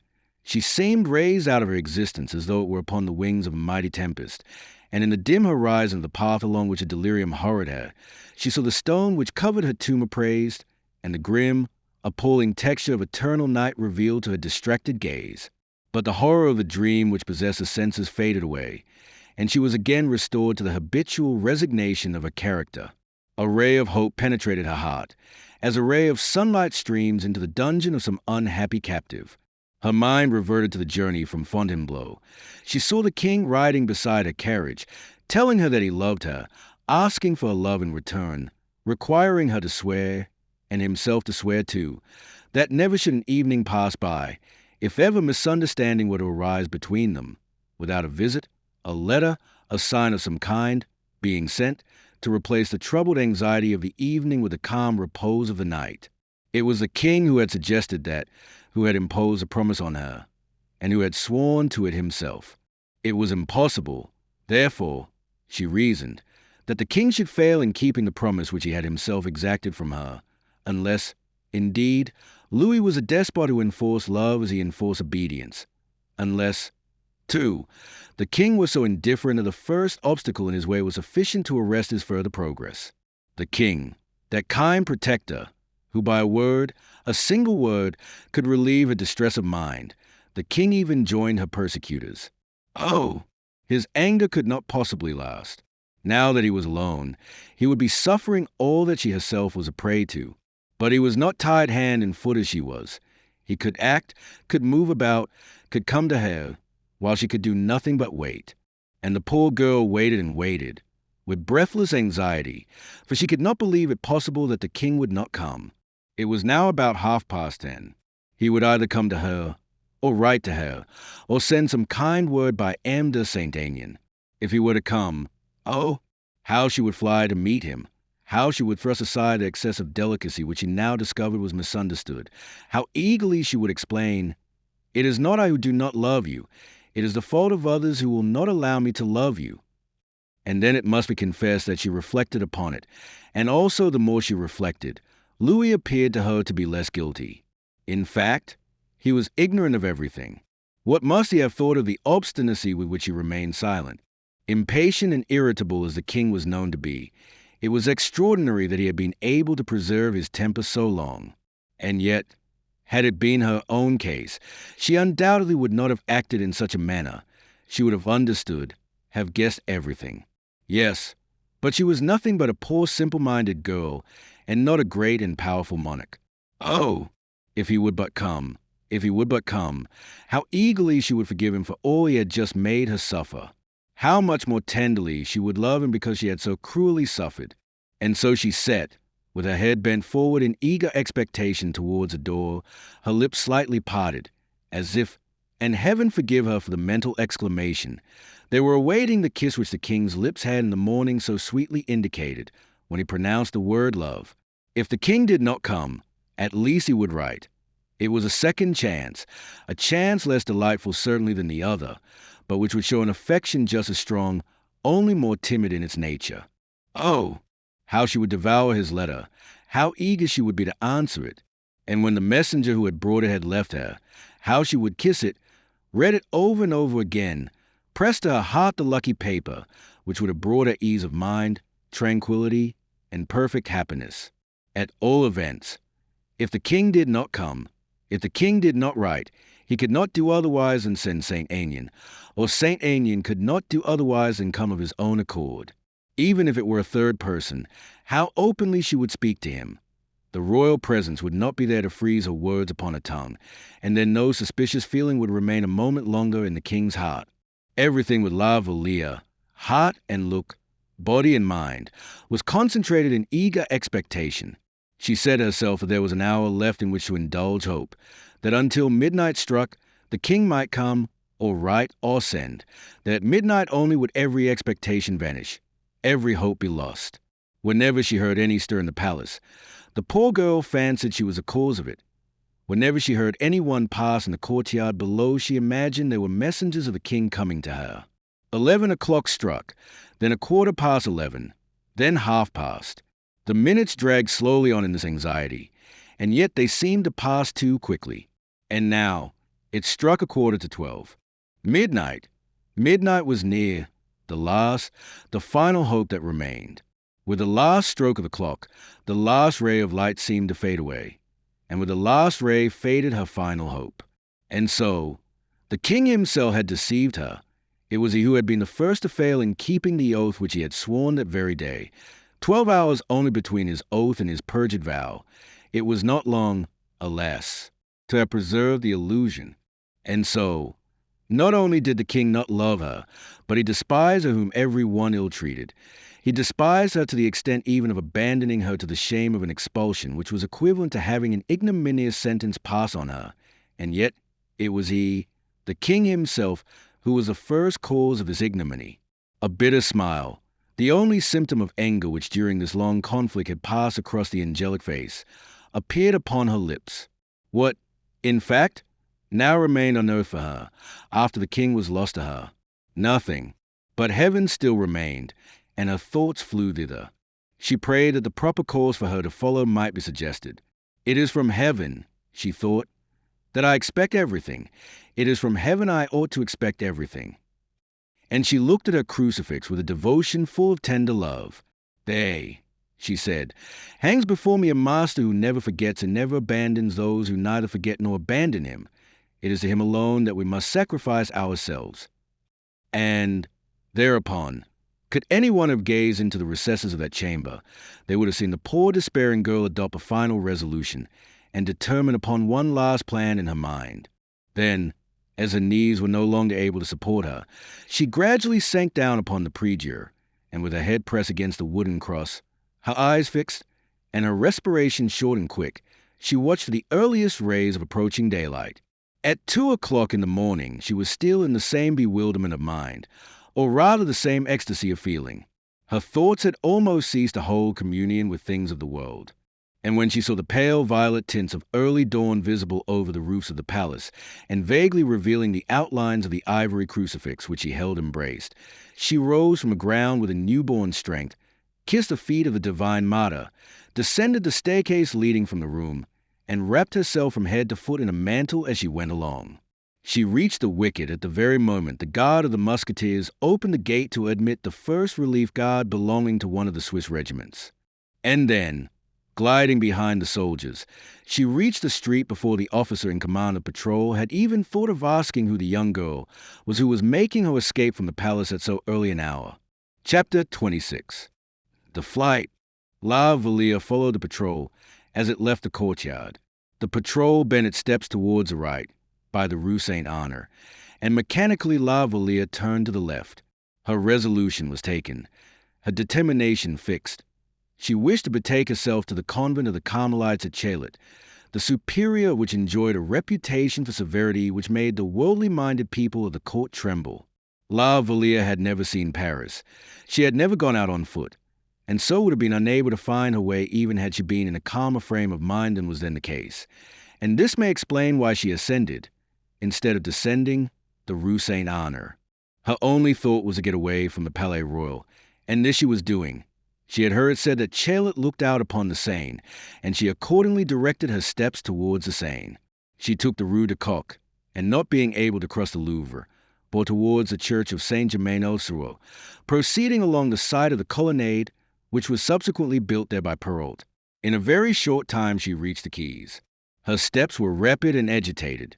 She scarcely felt the weakness which reminded her of having sprained her foot when very young, and which obliged her to limp slightly. At any other hour in the day her countenance would have awakened the suspicions of the least clear-sighted, attracted the attention of the most indifferent. But at 2:30 in the morning, the streets of Paris are almost, if not quite, deserted, and scarcely is anyone to be seen but the hard-working artisan on his way to earn his daily bread, or the roistering idlers of the streets, who were returning to their homes after a night of riot and debauchery. For the former the day was beginning, and for the latter it was just closing. La Vallière was afraid of both faces, in which her ignorance of Parisian types did not permit her to distinguish the type of probity from that of dishonesty. The appearance of misery alarmed her, and all she met seemed either vile or miserable. Her dress, which was the same she had worn during the previous evening, was elegant even in its careless disorder, for it was the one in which she had presented herself to the Queen Mother, and, moreover, when she drew aside the mantle which covered her face, in order to enable her to see the way she was going, her pallor and her beautiful eyes spoke an unknown language to the men she met, and, unconsciously, the poor fugitive seemed to invite the brutal remarks of the one class, or to appeal to the compassion of the other. La Vallière still walked on in the same way, breathless and hurried, until she reached the top of the place to grieve.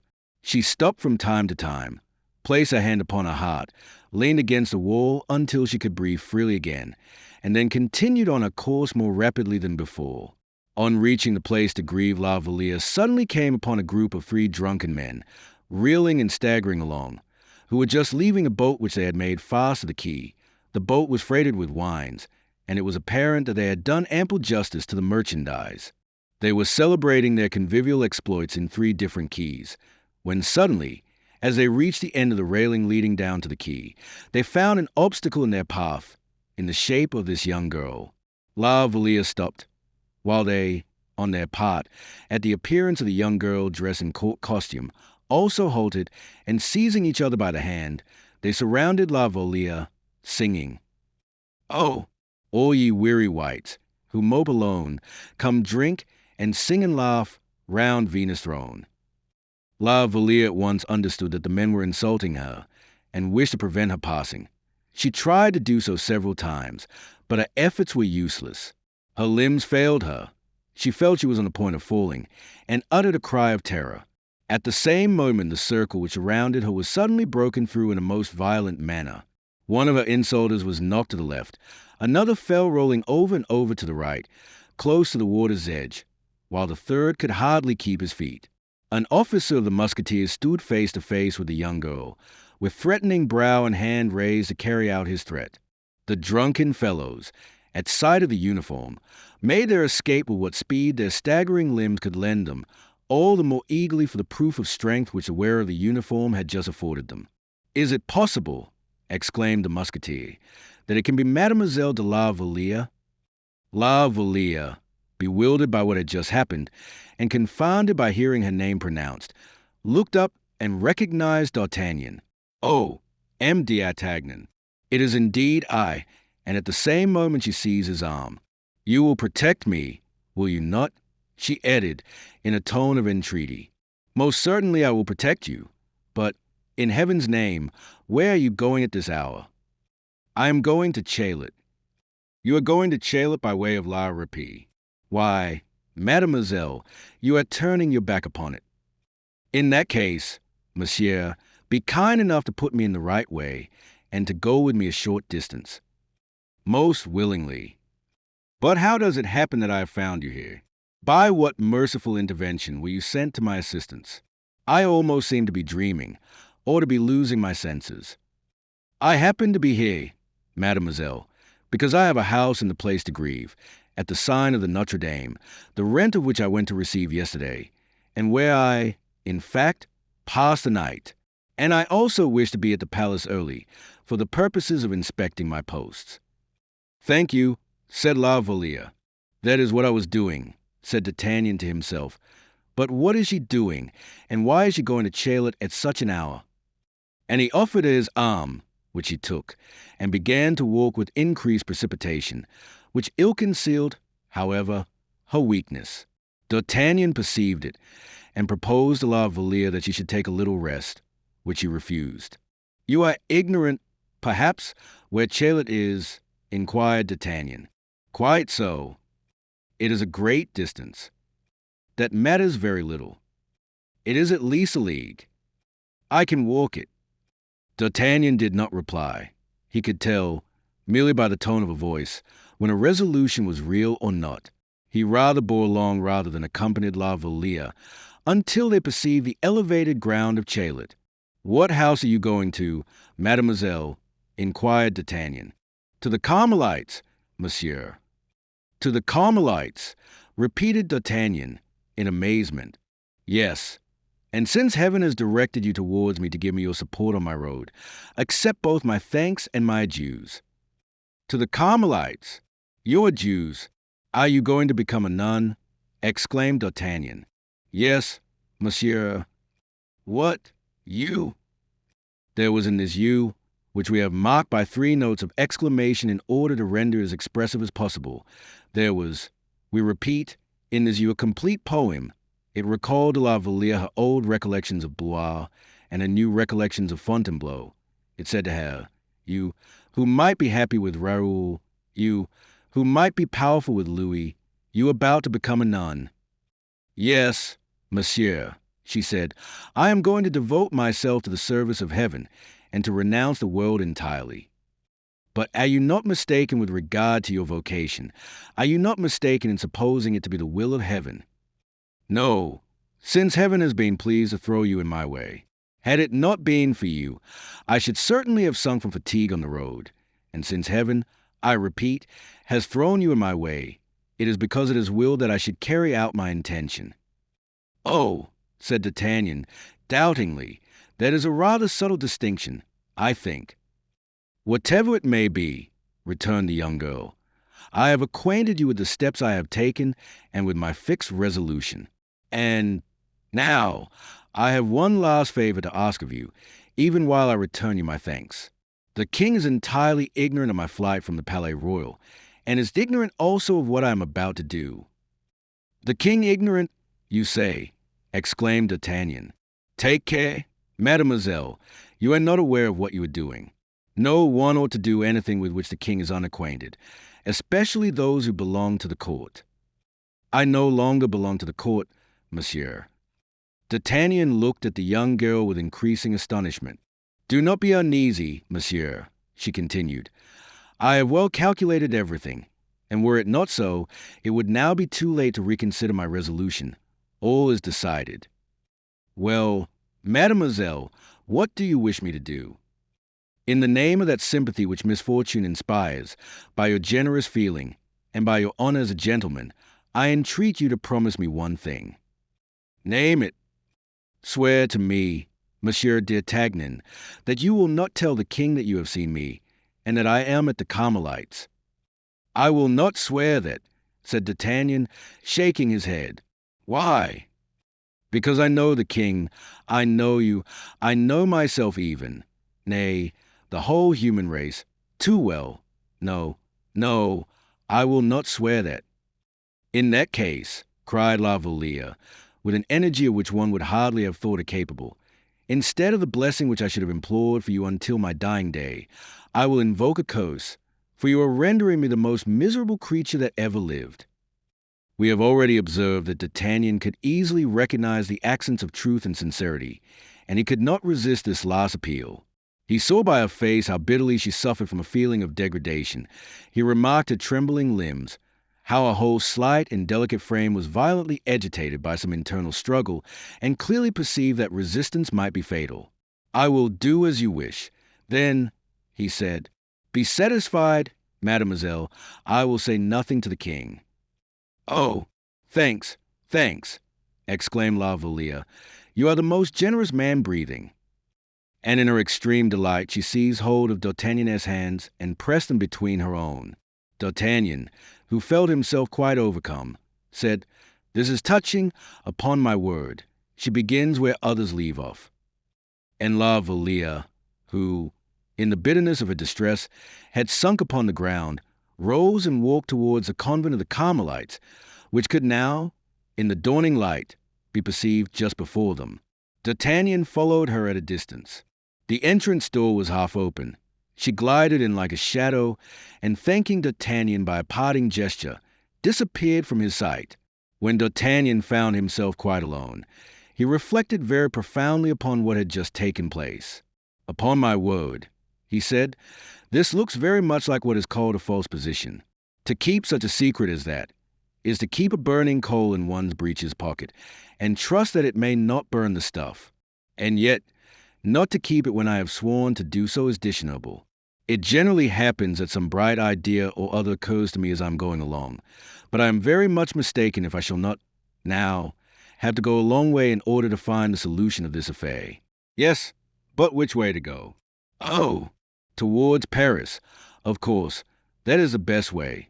After all, only one must make haste, and in order to make haste 4 legs are better than 2, and I, unhappily, only have 2. A horse, as I heard them say at the theatre in London, my kingdom for a horse. And now I think of it, it need not cost me so much as that, for at the Barrière de la Conference there's a guard of Musketeers, and instead of the 1 horse I need, I shall find 10 there. So, In pursuance of this resolution, which he adopted with his usual rapidity, D'Artagnan immediately turned his back upon the heights of Chaillot, reached the guardhouse, took the fastest horse he could find there, and was at the palace in less than 10 minutes. It was striking 5 as he reached the Palais Royal. The king, he was told, had gone to bed at his usual hour, having been long engaged with M. Colbert, and, in all probability, was still sound asleep. "Come," said D'Artagnan. "She spoke the truth. The king is ignorant of everything. If he only knew one half of what has happened, the Palais Royal by this time will be turned upside down." 5.